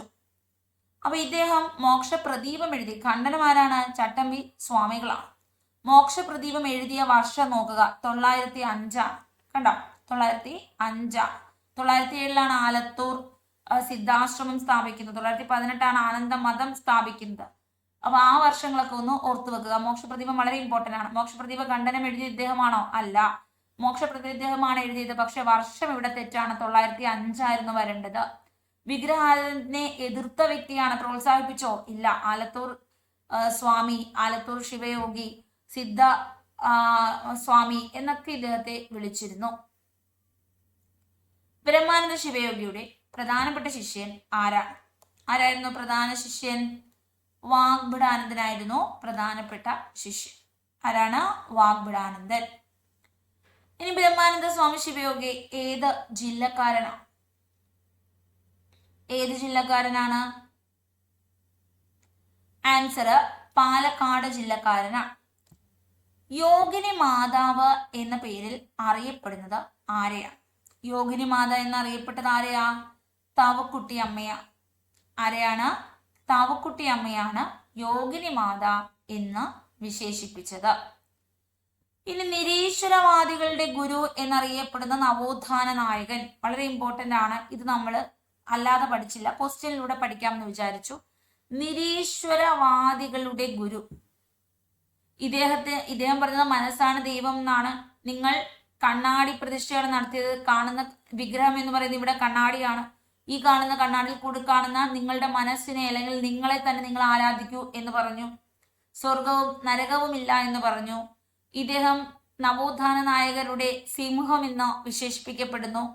നിരീശ്വരവാദികളുടെ ഗുരു എന്ന് അറിയപ്പെടുന്നതും ബ്രഹ്മാനന്ദ സ്വാമി ശിവയോഗിയാണ്. ബ്രഹ്മാനന്ദ സ്വാമി ശിവയോഗിയുടെ കൃതി ഏതാണ്? മോക്ഷപ്രദീപ ഖണ്ഡനം, ജാതിക്കുമ്മി, ആനന്ദ ലഹരി. ആനന്ദ കുമ്മി എഴുതി അല്ലെ? ജാതിക്കുമ്മി എഴുതിയോ? ഇല്ല. ആനന്ദ ലഹരി എഴുതിയോ? ആനന്ദ വെച്ചിട്ട് കുറെ പറഞ്ഞു, പക്ഷെ ആനന്ദ ലഹരി പറഞ്ഞിട്ടില്ല. ശ്രദ്ധിക്കുക, ഡൗട്ട് ഉള്ളവർ നോക്കുക. ശ്രീവിദ്യ, സിദ്ധാനുഭൂതി, മോക്ഷപ്രദീപം, ആനന്ദ കൽപദ്രുമം, സൂത്രം, പിന്നെയോ ആനന്ദ വിമാനം, ആനന്ദ മതപരസ്യം, ആനന്ദ കുമ്മി, ആനന്ദ ഗാനം, ആനന്ദ ദർശം, ആനന്ദ ദർശാംശം. ആനന്ദ വെച്ചിട്ട് നമ്മൾ എന്ത് പറഞ്ഞിട്ടില്ല? ലഹരി പറഞ്ഞിട്ടില്ല. മോക്ഷപ്രദീപം എഴുതിയത് ബ്രഹ്മാനന്ദ സ്വാമി ശിവയോഗിയ. മോക്ഷപ്രദീപം ഇദ്ദേഹം രചിച്ചു. ബ്രഹ്മാനന്ദ സ്വാമി ശിവയോഗി ആനന്ദ മഹാസഭ സ്ഥാപിച്ച വർഷം ഒന്നാലോചിച്ച് നോക്കിയേ. എല്ലാരും കമന്റ് ചെയ്യുന്നുണ്ട്, കറക്റ്റ് ആണ്. ആനന്ദ മഹാസഭ എന്നാണ് ഇദ്ദേഹം സ്ഥാപിച്ചത്? ആൻസർ 1918. 1918 ആനന്ദ മതം സ്ഥാപിച്ചത്, ആനന്ദ മഹാസഭ സ്ഥാപിക്കുന്നത്. മഹാസഭയുടെ ആദ്യ പ്രസിഡന്റ് ആണ് ബ്രഹ്മാനന്ദ സ്വാമി ശിവയോഗി. വൈസ് പ്രസിഡന്റ് ആണ് യോഗിനി മാത. ഇനി ബ്രഹ്മാനന്ദ സ്വാമി ശിവയോഗിയുടെ കുട്ടിക്കാലത്തെ പേര് എന്താണ്? ഗോവിന്ദൻ കുട്ടി. ആൻസർ എന്താണ്? ഗോവിന്ദൻ കുട്ടി. കുട്ടിക്കാലത്തെ പേരെന്താണ്? ഗോവിന്ദൻ കുട്ടി. അപ്പൊ ഇതോടുകൂടി നമ്മൾ ഒരു വ്യക്തിയെ പഠിച്ചു കഴിഞ്ഞു. ആരാണ്? ബ്രഹ്മാനന്ദ സ്വാമി ശിവയോഗി. ക്ലിയർ ആണോ? ഇനി നിങ്ങളുടെ മനസ്സിൽ വരുന്ന ഒരു 10 പോയിന്റ്സ് ബ്രഹ്മാനന്ദ സ്വാമി ശിവയോഗിയെ കുറിച്ച് പറയാം. ഇഷ്ടമുള്ള ഒരു 10 പോയിന്റ്സ് നിങ്ങൾക്ക് ബ്രഹ്മാനന്ദ സ്വാമി ശിവയോഗിയുമായി ബന്ധപ്പെട്ട് കമന്റ് ചെയ്യാം. ഓക്കെ ആണല്ലോ? ആദ്യം പാലക്കാട് ജില്ലയിൽ ജനിച്ചു. ആദ്യം ഒരു സംസ്കൃത അധ്യാപകനായിരുന്നു. ഇനി ചിറ്റൂർ താലൂക്കിലാണ് ജനിച്ചത്. നാണിയമ്മയാണ് അമ്മ, കുഞ്ഞികൃഷ്ണനാണ് അച്ഛൻ. ശിവയോഗി എന്നറിയപ്പെടുന്നു. ഗോവിന്ദൻ കുട്ടി, കാരാട്ട് ഗോവിന്ദ മേനോൻ എന്നാണ് യഥാർത്ഥ പേര്. ഗോവിന്ദൻ കുട്ടി എന്നാണ് വീട്ടിൽ വിളിച്ച പേര്. ആലത്തൂർ സ്വാമി എന്നൊക്കെ അറിയപ്പെടുന്നു. ഇദ്ദേഹം ആലത്തൂരിലാണ് സിദ്ധാശ്രമം സ്ഥാപിച്ചത്. ഇനി 1907 സിദ്ധാശ്രമം സ്ഥാപിച്ചത്. 18 ആനന്ദ മഹാസഭ സ്ഥാപിച്ചത്. അതിന്റെ president Brahmananda Swami ശിവയോഗിയാണ്. Vice president തവക്കുട്ടി അമ്മയാണ്. ഭാര്യയാണ് യോഗിനി മാത എന്ന പേര് സ്വീകരിക്കുന്നു. മനസ്സാണ് ദൈവം എന്ന് പറഞ്ഞു. ആനന്ദ മഹാസഭ സ്ഥാപിച്ചു. യോഗ ഇനി നമ്മളുടെ ഈ യോഗം അഭ്യസിച്ചാൽ, രാജയോഗം അഭ്യസിച്ചാൽ മാത്രമേ മോക്ഷമുണ്ടാകൂ മനസ്സിന് എന്ന് പറഞ്ഞു. രാജയോഗം ക്ലിയർ ആണ്. സ്വർഗവും നരകവും ഇല്ല. ഐത്തത്തിനെ എതിർത്തു, വിഗ്രഹാരാധനയെ എതിർത്തു, ജായിത്ത വ്യവസ്ഥ, ജാതി വ്യവസ്ഥ, ക്ഷേത്രത്തിലേക്ക് പോകുന്നതിനെ ഇതൊക്കെ ഇദ്ദേഹം എതിർത്തു. മനസ്സാണ് ദൈവം എന്ന് പറഞ്ഞു. പിന്നെയോ നവോത്ഥാന നായകരിലെ സിംഹം എന്ന് അറിയപ്പെടുന്നു. അപ്പൊ ഇതൊക്കെയാണ് ഇദ്ദേഹത്തെ കുറിച്ചുള്ള പ്രധാനപ്പെട്ട കാര്യം. സാരാഗ്രഹി എന്ന് പറയുന്ന മാസിക ഓർക്കുക. ആനന്ദ കുമ്മി ഇദ്ദേഹം രചിച്ചു. എന്നാൽ ജ്ഞാനക്കുമ്മി ഇദ്ദേഹമാണോ? അല്ല. ആനന്ദ മഹാസഭ ഇദ്ദേഹം സ്ഥാപിച്ചു. ആനന്ദ വെച്ചിട്ട് കുറെ കൃതികൾ, ആനന്ദ വിമാനം, ആനന്ദ സൂത്രം, ആനന്ദ കൽപദ്രുമം, ഇങ്ങനെയൊക്കെ നമ്മൾ കണ്ടു. പിന്നെ അല്ലാണ്ട് ശിവയോഗ വിലാസം, അങ്ങനത്തെ കൃതികൾ കണ്ടു. ബ്രഹ്മാനന്ദ സ്വാമി ശിവയോഗിയുമായി ബന്ധപ്പെട്ടൊരു പുസ്തകം രചിച്ചത് ആരാണ്? പവനനാണ്. ശ്രീലങ്കയിൽ ഇദ്ദേഹം സ്ഥാപിച്ചില്ലേ? ശ്രീലങ്കയിൽ ഇദ്ദേഹം ഒരു സംഘടന സ്ഥാപിച്ചു. അപ്പോ നമ്മൾ ഇദ്ദേഹത്തെ കുറിച്ച് പഠിച്ചു കഴിഞ്ഞു. ഇനി നമുക്ക് അടുത്ത വ്യക്തിയെ കുറിച്ച് പഠിക്കാം. ഇന്നത്തെ രണ്ടാമത്തെ വ്യക്തിയാണ് ലളിതാ പ്രഭു. ആരെ കുറിച്ചാണ് പഠിക്കുന്നത്? ലളിതാ പ്രഭുവിനെ കുറിച്ചാണ്. ലളിതാ പ്രഭുവിനെ കുറിച്ച് വളരെ കുറച്ച് പോയിന്റുകൾ മാത്രമേ പഠിക്കാനുള്ളൂ. അപ്പോ വളരെ റെയറായി ചില എക്സാമുകൾക്ക് ക്വസ്റ്റ്യൻസ് വരാറുണ്ട്. ലളിതാ പ്രഭുവിനെ കുറിച്ചോ അല്ലെങ്കിൽ കമല പ്രഭുവിനെ കുറിച്ചോ ആയിരിക്കും ക്വസ്റ്റ്യൻസ്. കേട്ടിട്ടുണ്ടോ? ചിലരൊന്നും ഈ വ്യക്തി കേട്ടിട്ട് പോലുമില്ല. സ്ത്രീകൾ എന്ന് പറയുമ്പോൾ എല്ലാവർക്കും അറിയാവുന്ന പേര് ആര്യവെള്ളം, പാർവതി നെന്മണി മംഗലം, പിന്നെ ഗൗരിയമ്മ, പിന്നെ അറിയാവുന്നത് നമ്മുടെ അക്കാമ്മ ചെറിയാൻ, അന്ന ചാണ്ടി, ആനി മസ്ക്രീൻ, ഇങ്ങനത്തെ കുറച്ച് പേരുകൾ മാത്രമാണ് എല്ലാവർക്കും അറിയാവുന്നത്. ലളിത പ്രഭുവിനൊന്നും അധികം കേട്ടിട്ടില്ലാത്ത പേരുകളാണ്. പക്ഷെ ഇപ്പൊ എക്സാമിന് നല്ല ടഫ് ആക്കിക്കൊണ്ടിരിക്കുന്നത് കൊണ്ട് ഇങ്ങനത്തെ കേൾക്കാത്ത പേരുകളൊക്കെ വന്ന് ചോദിക്കും. ചോദ്യം: മികച്ച വിദ്യാഭ്യാസ വിചക്ഷണനായ എം ശേഷഗിരി പ്രഭുവിന്റെ മകളാണ്. അപ്പൊ വളരെ മികച്ച ഒരു വിദ്യാഭ്യാസ ചിന്തകനാണ് ശേഷഗിരി ഈ ശേഷഗിരി പ്രഭുവിന്റെ മകളാണ് ലളിതാ പ്രഭുവും സഹോദരിയായ കമല പ്രഭുവും. നന്ദഗോകുലം എന്ന് പേരിട്ടിരിക്കുന്ന ലളിത ജനിച്ചത് എവിടെയാണ്? മലബാർ മേഖലയിലാണ്. ദേശപ്രസ്ഥാനത്തിന്റെ കേന്ദ്രമായിട്ടുള്ള മലബാർ മേഖലയിലാണ് ജനിച്ചത്. അപ്പോ ലളിതാ പ്രഭുവിനെ കുറിച്ച് നന്ദഗോകുലം എന്ന് പേരിട്ടിരിക്കുന്നു എന്നുകൂടി ഓർക്കുക. കേരള മഹിളാ ദേശസേവിക സംഘത്തിന്റെ പ്രശസ്ത പ്രവർത്തകയാണ്.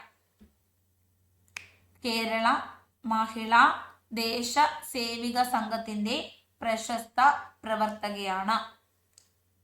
ക്ലിയർ ആണ്. ബ്രിട്ടീഷ് ഗവൺമെന്റ് തടവിലാക്കി. താലി ഉൾപ്പെടെ എല്ലാ ആഭരണങ്ങളും സമർപ്പിക്കാൻ ഉത്തരവിട്ടു. അപ്പൊ ഇത് ആരെയാണെന്ന് ചോദിച്ചാൽ, ഇത് ഞാൻ ഇവിടെ പറയാൻ കാരണം ചില എക്സാമുകൾക്ക് ഈ ഒരു ക്വസ്റ്റ്യൻ വരാറുണ്ട്. താലി സമരം ആരുമായി ബന്ധപ്പെട്ടതാണ്? ഓപ്ഷനിൽ കമലാപ്രഭു ഇല്ലെങ്കിൽ നിങ്ങൾ ഉത്തരം ലളിതാ പ്രഭു എഴുതുക. കമലാപ്രഭു ഉണ്ടെങ്കിൽ ഉത്തരം കമലയാണ്. അപ്പോ ബ്രിട്ടീഷ് ഗവൺമെന്റ് അന്ന് ഈ സമരങ്ങൾക്കൊക്കെ ഇറങ്ങുന്ന സ്ത്രീകളെ പിടിച്ച് ജയിലിലിടും. കമലാപ്രഭു ലളിതാ പ്രഭുവിന്റെ ഒരു സഹോദരിയാണ്. അപ്പൊ ബ്രിട്ടീഷുകാരെ പിടിച്ച് ജയിലിലിട്ടു. ഇനി പറയേണ്ടത്, ഈ കമലയും ലളിതയും ദേശീയ പ്രസ്ഥാനത്തില് കോൺഗ്രസിന്റെ വനിതാ വിഭാഗത്തിന്റെ ഭാഗമായിരുന്നു. കോൺഗ്രസിന്റെ പ്രവർത്തകയായിരുന്നു. കോൺഗ്രസിന്റെ പ്രവർത്തക. താലി കേസ് എന്ന് പറയുന്ന ഈ ഒരു കേസ് യഥാർത്ഥത്തിൽ കമലാപ്രഭുവുമായി ബന്ധപ്പെട്ടതാണ്. ബ്രിട്ടീഷുകാരൻ കൂടിയായ മജിസ്ട്രേറ്റ് കമലാബായി എന്നൊക്കെ പറയുന്നു, കമലാപ്രഭുവിനെ 6 മാസം തടവിനും 1000 രൂപ പിഴയ്ക്കും വിധിച്ചു. അന്നേരം പൈസ ഒടുക്കാൻ, അന്നൊന്നാമത് ഇവരൊക്കെ ദരിദ്രരാണ്, 3 രൂപ ഒന്നും കൊടുക്കാൻ ഇല്ല. അപ്പൊ ഇവരൊന്ന് പൈസ കൊടുക്കാൻ വയ്യ, കുറച്ച് നാളെ കൂടെ നിങ്ങൾ തടവ് പറയൂ, ഞാൻ അവരുടെ കഴിഞ്ഞോളാം എന്ന് പറഞ്ഞു. അപ്പൊ പിഴ അടയ്ക്കാൻ വിസമ്മതിച്ചെങ്കിലും കൂടുതൽ കാലം ജയിലിൽ കിടക്കാൻ താല്പര്യമെന്നൊക്കെ അറിയിച്ചെങ്കിലും അതൊന്നും പറ്റത്തില്ല, പൈസയ്ക്ക് പൈസ തന്നേ പറ്റത്തുള്ളൂ എന്ന് മജിസ്ട്രേറ്റ് പറയും. അപ്പൊ കൈ പൈസയായിട്ട് എടുക്കാനില്ലെങ്കിൽ നിങ്ങളുടെ സ്വർണം അല്ലെങ്കിൽ തന്നേക്കോ എന്ന് പറയും. എന്നിട്ട് ഇവരുടെ ശരീരത്ത് കിടന്ന മുഴുവൻ സ്വർണവും പിടിച്ചു വാങ്ങിക്കുന്നു. അപ്പൊ ഇവര് പറഞ്ഞു, ഞാന് പവിത്രതയോടുകൂടി കാണുന്ന ഒരു സംഭവമാണ് താലി. ഇന്ന് നമ്മൾ വളരെ ബഹുമാനത്തോടു കൂടി പവിത്രമായി സൂക്ഷിക്കുന്നതാണ് എന്ത്? താലി. ഒരു പെൺകുട്ടിക്ക് താലി എത്രത്തോളം വിലപ്പെട്ടതാണെന്ന് നമുക്കറിയാം. അപ്പൊ അവര് പറഞ്ഞു, ഈ താലി ഒഴിച്ചു ബാക്കിയെല്ലാം നിങ്ങൾ എടുത്തോളൂ, താലി മാത്രം വിട്ടുതരണം. അപ്പൊ ഇവരോട് ശത്രുതയിലല്ലേ ബ്രിട്ടീഷുകാര്. അപ്പൊ ഇവർക്കത് വേണം എന്ന് പറഞ്ഞാൽ പിന്നെ കൊടുക്കുവോ? അപ്പൊ ഒരു തരത്തിൽ തരത്തില്ല എന്നവർ പറയുന്നു. പൈസയ്ക്ക് പകരം ഇവരുടെ മുഴുവൻ സ്വർണവും അവർ പിടിച്ചെടുത്തു. ഓക്കെയാണ്. അവരുടെ എല്ലാ ആഭരണങ്ങളും, താലി പോലും മജിസ്ട്രേറ്റ് വെറുതെ വിട്ടില്ല. ആചാരപ്രകാരം ഭക്തിസാന്ദ്രമായ തന്റെ താലി തട്ടിയെടുക്കരുത് എന്ന് കമല അഭ്യർത്ഥിച്ചു. പക്ഷെ കോടതി അതൊന്നും പരിഗണിച്ചില്ല. പിന്നീട് മാതൃഭൂമി പത്രത്തിലൊക്കെ ഇതൊക്കെ അച്ചടിച്ചു വന്നു. അതിനുശേഷം മജിസ്ട്രേറ്റിനൊക്കെ എന്ത് ചെയ്യുന്നു? ഒരു മാനസാന്തരമൊക്കെ ഉണ്ടാകുന്നു. ആദ്യം മജിസ്ട്രേറ്റ് പറയുന്ന ഒരു ഡയലോഗ് ഉണ്ട്, അത് വളരെ ക്രൂരമാണ്. മജിസ്ട്രേറ്റ് പറഞ്ഞു കമലാപ്രഭുവിന്റെ അടുത്ത്, നിങ്ങള് ജയിലിലൊക്കെ കൊണ്ടുപോയിട്ട് ക്രൂരമായി ബലാത്സംഗം ചെയ്താൽ, മറ്റു സ്ത്രീകളെയൊക്കെ ബലാത്സംഗം ചെയ്താൽ ആരുണ്ട് ചോദിക്കാൻ എന്ന് ചോദിച്ചു. സ്ത്രീകളെയൊക്കെ അന്ന് സ്ത്രീകളൊക്കെ പുറത്തോ ഇങ്ങനെ ഒരു സമരത്തിലേക്ക് ഇറങ്ങുന്നതേ ഉള്ളൂ. അവർ ചോദിച്ചു, ക്രൂരമായി ബലാത്സംഗം ചെയ്ത ആരുണ്ട് ഇതൊക്കെ അന്വേഷിക്കാൻ, ഇതിനെന്ത് ചെയ്യും എതിരെ എന്ന് ചോദിച്ചു. അപ്പോ ഇവര് തകർന്നുപോയി. കാര്യം സ്ത്രീകളെയൊക്കെ പിടിച്ചോണ്ടുപോയി എന്തും ചെയ്തൂടെ? ഒന്നാധിപന്മാരെല്ലാം ക്രൂരന്മാരാണ്. അപ്പൊ ഇവര് രൂക്ഷമായി നോക്കി. ആ നോട്ടത്തിൽ മജിസ്ട്രേറ്റ് പേടിച്ചു പോയി എന്നാണ് ചരിത്രം. പിന്നീട് മാതൃഭൂമി പത്രത്തില് ഇതിനെതിരെ ന്യൂസൊക്കെ വന്നു.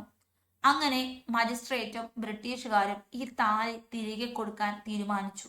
കമലാപ്രഭുവിന് കൊടുത്തു. അപ്പൊ കമലാപ്രഭു പറഞ്ഞു, മറ്റൊരാൾ തൊട്ട് അശുദ്ധമാക്കിയ അല്ലെങ്കിൽ ആ സമയത്ത് തന്നിൽ നിന്ന് ഊരി വാങ്ങിച്ചു, മൃഗീയമായി വാങ്ങിച്ചു ഈ താലി തനിക്കിനി ആവശ്യമില്ല എന്ന് പറഞ്ഞ് അത് നിരസിച്ചു.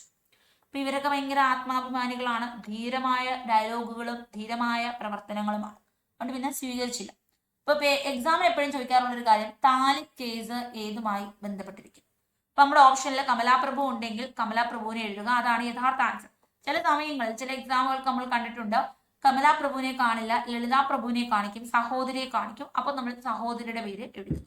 ക്ലിയർ ആണല്ലോ? കാര്യമൊക്കെ പിടികിട്ടിയല്ലോ? യഥാർത്ഥം എന്താണ്? PSCയുടെ ചില തവണ കമലാപ്രഭു, ചില തവണ ലളിതാ പ്രഭു, രണ്ടും ഞാൻ ഉത്തരം പറഞ്ഞു തന്നു.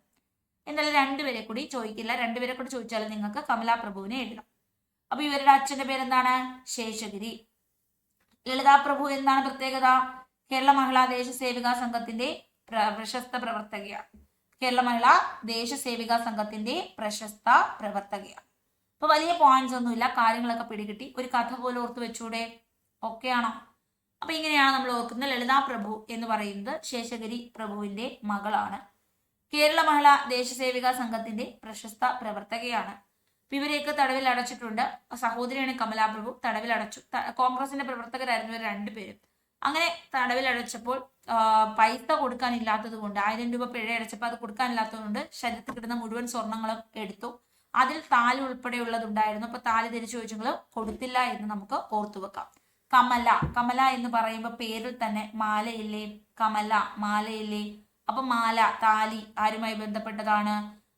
കമല, കമല പേരിൽ തന്നെയുണ്ട്, നിങ്ങൾക്ക് ഓർക്കാം. ക്ലിയർ ആണ്.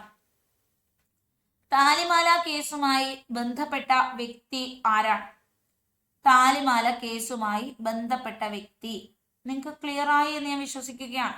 വലുതായിട്ടൊന്നും പറയാനില്ല. കമലാഭായി അല്ലെങ്കിൽ കമലാ പ്രഭു എന്നൊക്കെ കാണും. ആൻസർ കമല. വിദ്യാഭ്യാസ പ്രവർത്തകനായിരുന്ന ശേഷഗിരി പ്രഭുവിന്റെ മകളാണ്. രണ്ടുപേരും മക്കളാണ്. ലളിതാ പ്രഭുവും കമലാ പ്രഭുവും മക്കളാണ്.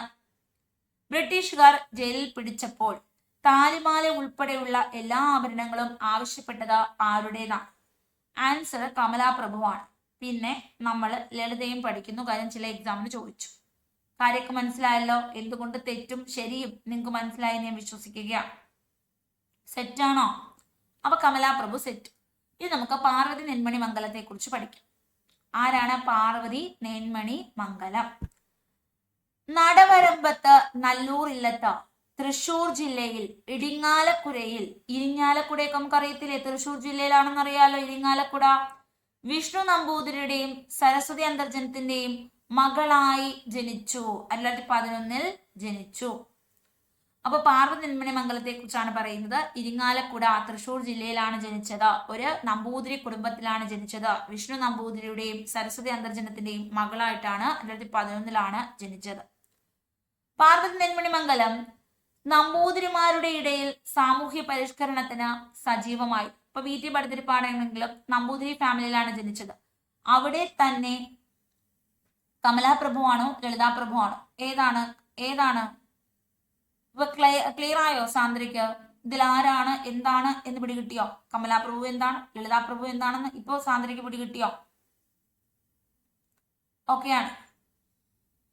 അപ്പോ ഇവരെ വീട്ടി ഭട്ടതിരിപ്പാണെങ്കിലും നമ്മുടെ പാർവതി നെന്മണി മംഗലമാണെങ്കിലും അവരുടെ സമുദായത്തിൽ തന്നെ നിലനിന്ന അനാചാരങ്ങൾക്കെതിരെ ശക്തമായി പോരാടിയ വ്യക്തിയാണ്. നമ്പൂതിരി സ്ത്രീകളെ സംഘടിപ്പിക്കുന്നതിന് നേതൃത്വപരമായ പങ്ക് വഹിച്ചു. അന്തർജന സമാജം, വെരി ഇമ്പോർട്ടൻറ്റ്. അന്തർജന സമാജം പലപ്പോഴും എക്സാമിന് ചോദിക്കാറുണ്ട്, പലർക്കും കൺഫ്യൂഷൻ ആകും. അന്തർജന സമാജത്തിന് പിന്നിൽ പ്രവർത്തിച്ച വ്യക്തിയാണ് പാർവതി നെന്മണി മംഗലം. സാന്ദ്ര ഒന്ന് കമന്റ് ചെയ്യണേ, സാന്ദ്രയ്ക്ക് പിടികിട്ടിയോ ഇല്ലയോ എന്നറിയാൻ. രണ്ടും രണ്ടാണ്. ലളിത പ്രഭു എന്ന് പറയുന്നത് ശേഷഗിരി പ്രഭുവിന്റെ 2 മക്കളാണ്. ഒന്ന് ലളിത പ്രഭു, മറ്റൊന്ന് കമലപ്രഭു. കമലപ്രഭുവിനെ കമലാഭായി എന്നും വിളിക്കുന്നുണ്ട്. ഇവരൊക്കെ എന്ന് വെച്ചാൽ ഒളിവിലൊക്കെ താമസിക്കുമ്പോൾ പല പേരുകൾ സ്വീകരിക്കുമല്ലോ, അപ്പൊ അങ്ങനെ വന്നതായിരിക്കാം. ലളിത പ്രഭു വിദ്യാഭ്യാസ ചിന്തകനാണ്. ലളിത പ്രഭുവിന്റെ അച്ഛൻ ശേഷഗിരി പ്രഭു വിദ്യാഭ്യാസ ചിന്തകനാണ്. ലളിത പ്രഭു എന്ന് പറയുന്ന വ്യക്തി രണ്ടു പേരാണ്, സഹോദരങ്ങളാണ്. എന്നാണ് ദേശസേവിക സംഘത്തിന് വേണ്ടിയിട്ടൊക്കെ പോരാടി. കമലപ്രഭു രണ്ടുപേരും കോൺഗ്രസ് പ്രവർത്തകരാണ്. അപ്പൊ കമലപ്രഭുവിനെയാണ് ബ്രിട്ടീഷുകാർ പിടിച്ച് തടങ്കലിലൊക്കെ ഇപ്പം എന്ത് ചെയ്തത്? താലി കേസ് ബന്ധപ്പെട്ടിരിക്കുന്നത്. ക്ലിയർ ആണോ? ഇപ്പൊ മനസ്സിലായോ? ഓക്കെ, ക്ലിയർ ആണ്. ഇനി അന്തർജന സമാജം ആരുമായി ബന്ധപ്പെട്ടിരിക്കുന്നു? പാർവതി നെന്മണി മംഗലം. നമ്പൂതിരി സ്ത്രീകൾക്കിടയിൽ ചാരിത്രശുദ്ധിയുടെ പ്രതീകമായി കണക്കാക്കപ്പെട്ടതാണ് മറക്കുട. ഇപ്പോൾ മറക്കുടയിലേ പോകാവൂ, അത് നിർബന്ധമാണ്, അല്ലെങ്കിൽ അവരുടെ ചരിത്രം നഷ്ടപ്പെടും, മറ്റൊരാൾ അവരെ കണ്ടാൽ എന്നൊക്കെ അവർ വിശ്വസിച്ചിരുന്നു. അപ്പോ ആര്യപള്ളത്തോടൊപ്പം ഇവര് മറക്കുട ബഹിഷ്കരിക്കാൻ പറയുന്നു. ഈ മറക്കുട അല്ലെങ്കിൽ കാഞ്ചൻ കുടയില്ലാതെ നടക്കണം. അതിനെയാണ് ഘോഷയാത്ര. ഘോഷയാത്ര എന്നൊക്കെ പറയുന്നത് ഇവരുടെ ഇവരിങ്ങനെ മുഖമൊക്കെ മൂടി നടക്കണം എന്നുള്ളതാണ്. പർദ്ദ എന്നൊക്കെ പറയാം. മുഖം മൂടുന്ന, നമ്മുടെ ഇന്നത്തെ പർദ്ദയല്ല കേട്ടോ, മുഖം മൂടുന്നതിനെയാണ് പർദ്ദ എന്ന് ഉദ്ദേശിക്കുന്നത്. അപ്പൊ അതിനെതിരെ പ്രവർത്തിച്ചതിനെയാണ് ഘോഷയാത്ര, ഘോഷാബഹിഷ്കരണം എന്നൊക്കെ പറയുന്നത്. മറക്കുട ബഹിഷ്കരിച്ചു, ഘോഷ ബഹിഷ്കരിച്ചു. ഈ രണ്ട് കാര്യങ്ങൾക്ക് ആര്യ പള്ളത്തോടൊപ്പം നേതൃത്വം വഹിച്ചു. അന്തർജന സമാജം സ്ഥാപിച്ചു. യോഗക്ഷേമ സഭയില് വനിതാ സമ്മേളനത്തിന്റെ അധ്യക്ഷയായിരുന്നു പി ടി ഭട്ടതിരിപ്പാടിന്റെ. യോഗക്ഷേമ സഭയിലെ പി ടി ഭട്ടതിരിപ്പാടിന്റെ അതിൽ ആര്യവള്ളവും പ്രവർത്തിച്ചിട്ടുണ്ട്, നമ്മുടെ പാർവതി നെന്മണിമംഗലവും പ്രവർത്തിച്ചിട്ടുണ്ട്. പാർവതി നെന്മണിമംഗല അതിന്റെ അധ്യക്ഷയായിരുന്നു. നമ്പൂതിരി ജാതിയിലെ ആദ്യ വിധവാ പുനർവിവാഹത്തിന് നേതൃത്വം നൽകി. അപ്പൊ നമ്പൂതിരി ജാതിയില് ആദ്യ വിധവാ വിവാഹം നടന്നു. അപ്പൊ അതിന് നേതൃത്വം നൽകി. വി ടി ഭട്ടതിരിപ്പാട് അതിന് നേതൃത്വം വഹിച്ച വ്യക്തിയാണ്. എം ആർ ഭട്ടതിരിപ്പാടും ഉമാ അന്തർജനവും കൂടിയാണ് ഈ ഒരു വിവാഹം കഴിക്കുന്നത്. നമ്പൂതിരി ആദ്യ വിധവാ പുനർവിവാഹം 1934 സെപ്റ്റംബർ 13 നടന്നത്. അപ്പൊ ഇതില് നേതൃത്വം വഹിച്ച ഒരു വനിത, പങ്കെടുത്ത വനിതകളിൽ ഒരാളാണ് ആര്, നമ്മുടെ പാർവതി നെന്മണി മംഗലം. അപ്പൊ ഇതിനകത്തൊക്കെ പങ്കെടുത്ത ഉടനെ ജാതി ഭ്രഷ്ടൊക്കെ നടത്തും. അപ്പൊ ഇതിനൊന്നും അവരുടെ ജാതിയിൽ ആരും എന്ത് ചെയ്യുന്നില്ല, അംഗീകരിക്കുന്നില്ല. അപ്പോൾ എന്നിട്ട് പോലും ഈ ആര്യവള്ളമാണെങ്കിലും പാർവതി നെന്മണി മംഗലമാണെങ്കിലും എന്ത് ചെയ്തു, മറക്കുട ബഹിഷ്കരണം നടത്തി, ഘോഷ ബഹിഷ്കരണം നടത്തി, സ്ത്രീകളെ സംഘടിപ്പിച്ചു, അന്തർജന സമാജം സ്ഥാപിച്ചു, യോഗക്ഷേമ സഭയുടെ അധ്യക്ഷയായി പ്രവർത്തിച്ചു. ഇങ്ങനെ പല കാര്യങ്ങൾ ചെയ്തു. രസിക സദനം എന്നറിയപ്പെടുന്ന വി ടി ഭട്ടതിരിപ്പാടിന്റെ വീട്ടിലായിരുന്നു ഈ ഒരു പുനർവിവാഹം നടത്തിയത്. ഇനി പർദ്ദ ബഹിഷ്കരണം എന്ന് തന്നെയാണ് ഘോഷ ബഹിഷ്കരണത്തിന്റെ മറ്റൊരു പേര്. അപ്പൊ പർദ്ദ എന്നൊക്കെ കാണുമ്പോൾ നിങ്ങൾ എഴുതത്തില്ല, അതുകൊണ്ടാണ് പ്രത്യേകം എടുത്ത് വെച്ചത്. ഇതിന് നേതൃത്വം നൽകി. ഇനി മലപ്പുറത്ത് നിന്ന് കോട്ടയം വരെ ബോധവൽക്കരണ യാത്ര നടത്തി. മലപ്പുറത്ത് നിന്ന് കോട്ടയം വരെ എന്ത് നടത്തി, ബോധവൽക്കരണ യാത്ര നടത്തി. ക്ലിയർ ആണോ? യോഗക്ഷേമ സഭ യുവജന വിഭാഗത്തിന്റെ ആദ്യ വനിതാ പ്രസിഡന്റാണ്. ഇതിൽ പലതവണ അധ്യക്ഷയായി. യോഗക്ഷേമ സഭ യുവജന വിഭാഗത്തിന്റെ ആദ്യ വനിതാ പ്രസിഡന്റായി. അന്തർജന സമാജം സ്ഥാപിച്ചു. അന്തർജനങ്ങളോട് ഓലക്കുട എന്ന് പറയാം, മറക്കുട എന്ന് പറയാം. ഇത് ബഹിഷ്കരിക്കാൻ പറഞ്ഞു. മറക്കുട ബഹിഷ്കരണത്തിന് ആര്യവള്ളമാണ് കൂടെ സഹായിച്ചത്. ഇനി 1932 നമ്പൂതിരി സാമ്രാജ്യത്തിന്റെ ജോൻ ഓഫ് ആർക്കിലെ ഇങ്ങനെ അറിയപ്പെട്ടത് നമ്മുടെ പാർവതി നെന്മണി മംഗലമാണ്. അപ്പൊ ജോൻ ഓഫ് ആർക്ക് എന്ന് വിശേഷിപ്പിച്ചത് മഹിളയാണ്. മഹിള എന്ന് പറയുന്ന പ്രസിദ്ധീകരണമാണ് 1932 ഇങ്ങനൊരു വിശേഷണം നൽകുന്നത്. നമ്പൂതിരി വനിതകളുടെ ജോൻ ഓഫ് ആർക്കാണ്. കേരളത്തിന്റെ ജോൻ ഓഫ് ആർക്ക് അക്കമ്മ ചെറിയാനാണ്. അങ്കനമാർ മംഗളസൂത്രത്തിൽ ബന്ധിക്കപ്പെടേണ്ട അടിമകളല്ല. അങ്കനകൾ എന്ന് വെച്ചാൽ സ്ത്രീകളെ ഒരു കല്യാണം കഴിച്ചിട്ട് ഇങ്ങനെ അടിമകളാക്കി വെക്കാൻ പറ്റത്തില്ല എന്ന് പറഞ്ഞു. മംഗലസൂത്രത്തിൽ കെട്ടിയിടാൻ അങ്കനമാർ അടിമകളല്ല എന്ന് ഉറക്കെ പ്രഖ്യാപിച്ചത് പാർവതി നെന്മണി മംഗലമാണ്. 1947 അന്തരിച്ചു. അപ്പൊ നമ്മൾ പാർവതി നെന്മണി മംഗലത്തെ കുറിച്ചാണ് പഠിച്ചത്. തൃശ്ശൂർ ജില്ലയിലാണ്, ഇരിങ്ങാലക്കുടയിലാണ് ജനിച്ചത്. വിഷ്ണു നമ്പൂതിരിയും സരസ്വതി അന്തർജനത്തിന്റെയും മകളാണ്. 1911 ജനിച്ചത്. 1947 അന്തരിക്കുന്നത്. നമ്പൂതിരിമാരുടെയിലാണ് സാമൂഹിക പരിഷ്കരണത്തിന് സജീവമായത്. സ്ത്രീകളെ സംഘടിപ്പിച്ചു. അന്ന് സ്ത്രീകളൊന്നും സംഘടിക്കത്തില്ല, കാര്യം ഭ്രഷ്ടൊക്കെ ഏർപ്പെടുത്തി അവരെ പറഞ്ഞു വിട്ടുകളെ. എങ്കിലും ഇവര് സ്ത്രീകളെ സംഘടിപ്പിച്ചു. അന്തർജന സമാജം സ്ഥാപിച്ചു. മറക്കുട ബഹിഷ്കരണം, ഘോഷ ബഹിഷ്കരണം. മറക്കുടയെ തന്നെ കഡ്ജൻ കുട, അതുപോലെ തന്നെ ഘോഷ ബഹിഷ്കരണത്തെ പർദ്ദ ബഹിഷ്കരണം എന്നൊക്കെ പറയുന്നുണ്ട്. യോഗക്ഷേമ സഭ വനിതാ സമ്മേളനത്തിന്റെ അധ്യക്ഷയായിരുന്നു. യുവജന സമ്മേളനത്തിന്റെ അധ്യക്ഷ നമ്പൂതിരി ജാതിയിലെ വിധവാ പുനർവിവാഹത്തിന് നേതൃത്വം നൽകിയ വ്യക്തികളിൽ ഒരാളാണ്. അത് രസിക സദനം എന്ന വി ടി ഭട്ടതിരിപ്പാടിന്റെ വീട്ടിലാണ് നടന്നത്. മലപ്പുറം ടു കോട്ടയം ബോധവൽക്കരണം നടത്തി. യുവജന വിഭാഗത്തിന്റെ ആദ്യ വനിതാ പ്രസിഡന്റാണ്. അന്തർജന സമാജം സ്ഥാപിച്ചു. ഓലക്കുട, മറക്കുട, കഡ്ജൻകുട ബഹിഷ്കരണം ആര്യവള്ളത്തോടൊപ്പമാണ് എന്ന് ഓർക്കുക. നമ്പൂതിരി സാമ്രാജ്യത്തിന്റെ ജോൻ ഓഫ് ആർക്ക് എന്ന് അറിയപ്പെട്ടു. മംഗലസൂത്രത്തിൽ കെട്ടിയിടാൻ അങ്കനമാർ അടിമകളല്ല എന്നുറക്കെ പ്രഖ്യാപിച്ചു. ഇത്രയും കാര്യങ്ങൾ ക്ലിയർ ആണോ? ഓക്കെ ആണോ? എങ്കിൽ ചോദ്യം, യോഗക്ഷേമ സഭയുടെ യുവജന വിഭാഗത്തിന്റെ ആദ്യ വനിതാ പ്രസിഡന്റ് ആരാണ്? യോഗക്ഷേമ സഭയാണ്, യുവജന വിഭാഗമാണ്. അത് പാർവതി നെന്മണി മംഗലം. മറക്കുട ബഹിഷ്കരണ യാത്രയ്ക്ക് നേതൃത്വം ഉണ്ടായിരുന്ന നവോത്ഥാന നായിക. മറക്കുട യാത്രയ്ക്ക് ആരായിരുന്നു? ആര്യവള്ളം നേതൃത്വം വഹിച്ചു. പാർവതി നെന്മണിമംഗലം നേതൃത്വം വഹിച്ചു. അപ്പൊ ഉത്തരം 2ഉം 3ഉം. മറക്കുട ബഹിഷ്കരണ യാത്രയ്ക്ക് നേതൃത്വം വഹിച്ചത് ആരൊക്കെയാണ്? ഇവർ 2 പേരാണ്. അതുപോലെ കോശ ബഹിഷ്കരണത്തിന് നേതൃത്വം വഹിച്ചത് ഇവർ 2 പേരാണ്. മലപ്പുറം മുതൽ കോട്ടയം വരെ ബോധവൽക്കരണ യാത്ര നടത്തിയത് ആരാണ്? പാർവതി നെന്മണി മംഗലം. 2029 പർദ്ദാ ബഹിഷ്കരണം. ഈ പ്രക്ഷോഭത്തിന് നേതൃത്വം നൽകിയ നമ്പൂതിരി വനിതയാണ് പാർവതി നെന്മണി മംഗലം. ജോൺ ഓഫ് ആർക്ക്, നമ്പൂതിരി സ്ത്രീകളുടെ ജോൺ ഓഫ് ആർക്ക് എന്നറിയപ്പെടുന്നത് പാർവതി നെന്മണി മംഗലം. അപ്പോ സിത്താര ആദ്യമായി കയറിയത് സിത്താര അല്ലെ? മനസ്സിലാവുന്നുണ്ടോ സിത്താര? നയന കിട്ടുന്നുണ്ട്. രൂപിക ക്ലിയർ ആണോ? വളരെ കുറച്ച് പോയിന്റ്സേ ഉള്ളൂ. പാർവതി നെന്മണി മംഗലം എന്ന് പറയുമ്പോൾ അന്തർജന സമാജം ഓർക്കുക. സമാജം രൂപീകരിച്ചു. യോഗക്ഷേമ സഭ യുവജന വനിതാ സംഘത്തിന്റെ ആദ്യ അധ്യക്ഷ. ഇനി ഓർക്കുന്നത് പുനർവിവാഹം അല്ലെങ്കിൽ വിധവാ വിവാഹം, ഇതിനു വേണ്ടി പ്രവർത്തിച്ചു. ആദ്യ വിവാഹത്തിൽ പങ്കെടുക്കുകയും ചെയ്തു. രസികാ സദനം വി ടി ഭട്ടതിരിപ്പാടിന്റെ നേതൃത്വത്തിലാണ് നടന്നത്. അവിടെ പങ്കെടുത്തു, വനിതകളെ നയിച്ചു.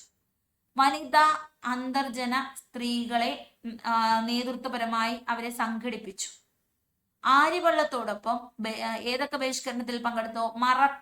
മറക്കുടയെ തന്നെ കഡ്ജൻ കുട, ഓലക്കുട ബഹിഷ്കരണം എന്നൊക്കെ പറയുന്നു. ഇവർക്ക് ഇതും ഇല്ലാതെ പുറത്തിറങ്ങാൻ പറ്റത്തില്ലായിരുന്നു. അതുപോലെ പർദ്ദാ ബഹിഷ്കരണം അല്ലെങ്കിൽ ഘോഷ ബഹിഷ്കരണം, ഇത്രയൊക്കെ പഠിച്ചാൽ മതി. ക്ലിയർ ആണ്? ആ നമ്പൂതിരി സ്ത്രീകളുടെ ജോൺ ഓഫ് ആർക്ക്. അങ്കനമാർ അടിമകളല്ല, മംഗല്യസൂത്രത്തിൽ കെട്ടിടാനും മാത്രം അടിമകളല്ല എന്ന് പറഞ്ഞു. സ്വന്തം സമുദായത്തിലെ ഈ ഒരു ജാതി വ്യവസ്ഥ, വനിതകളുടെ സ്വാതന്ത്ര്യമില്ലായ്മ, ഇതിനൊക്കെതിരെ പോരാടി. കമലാപ്രഭു എന്താണ്? താലി കേസുമായി ബന്ധപ്പെട്ട് സ്വന്തം താലി ബ്രിട്ടീഷുകാർ പിടിച്ചെടുത്തു.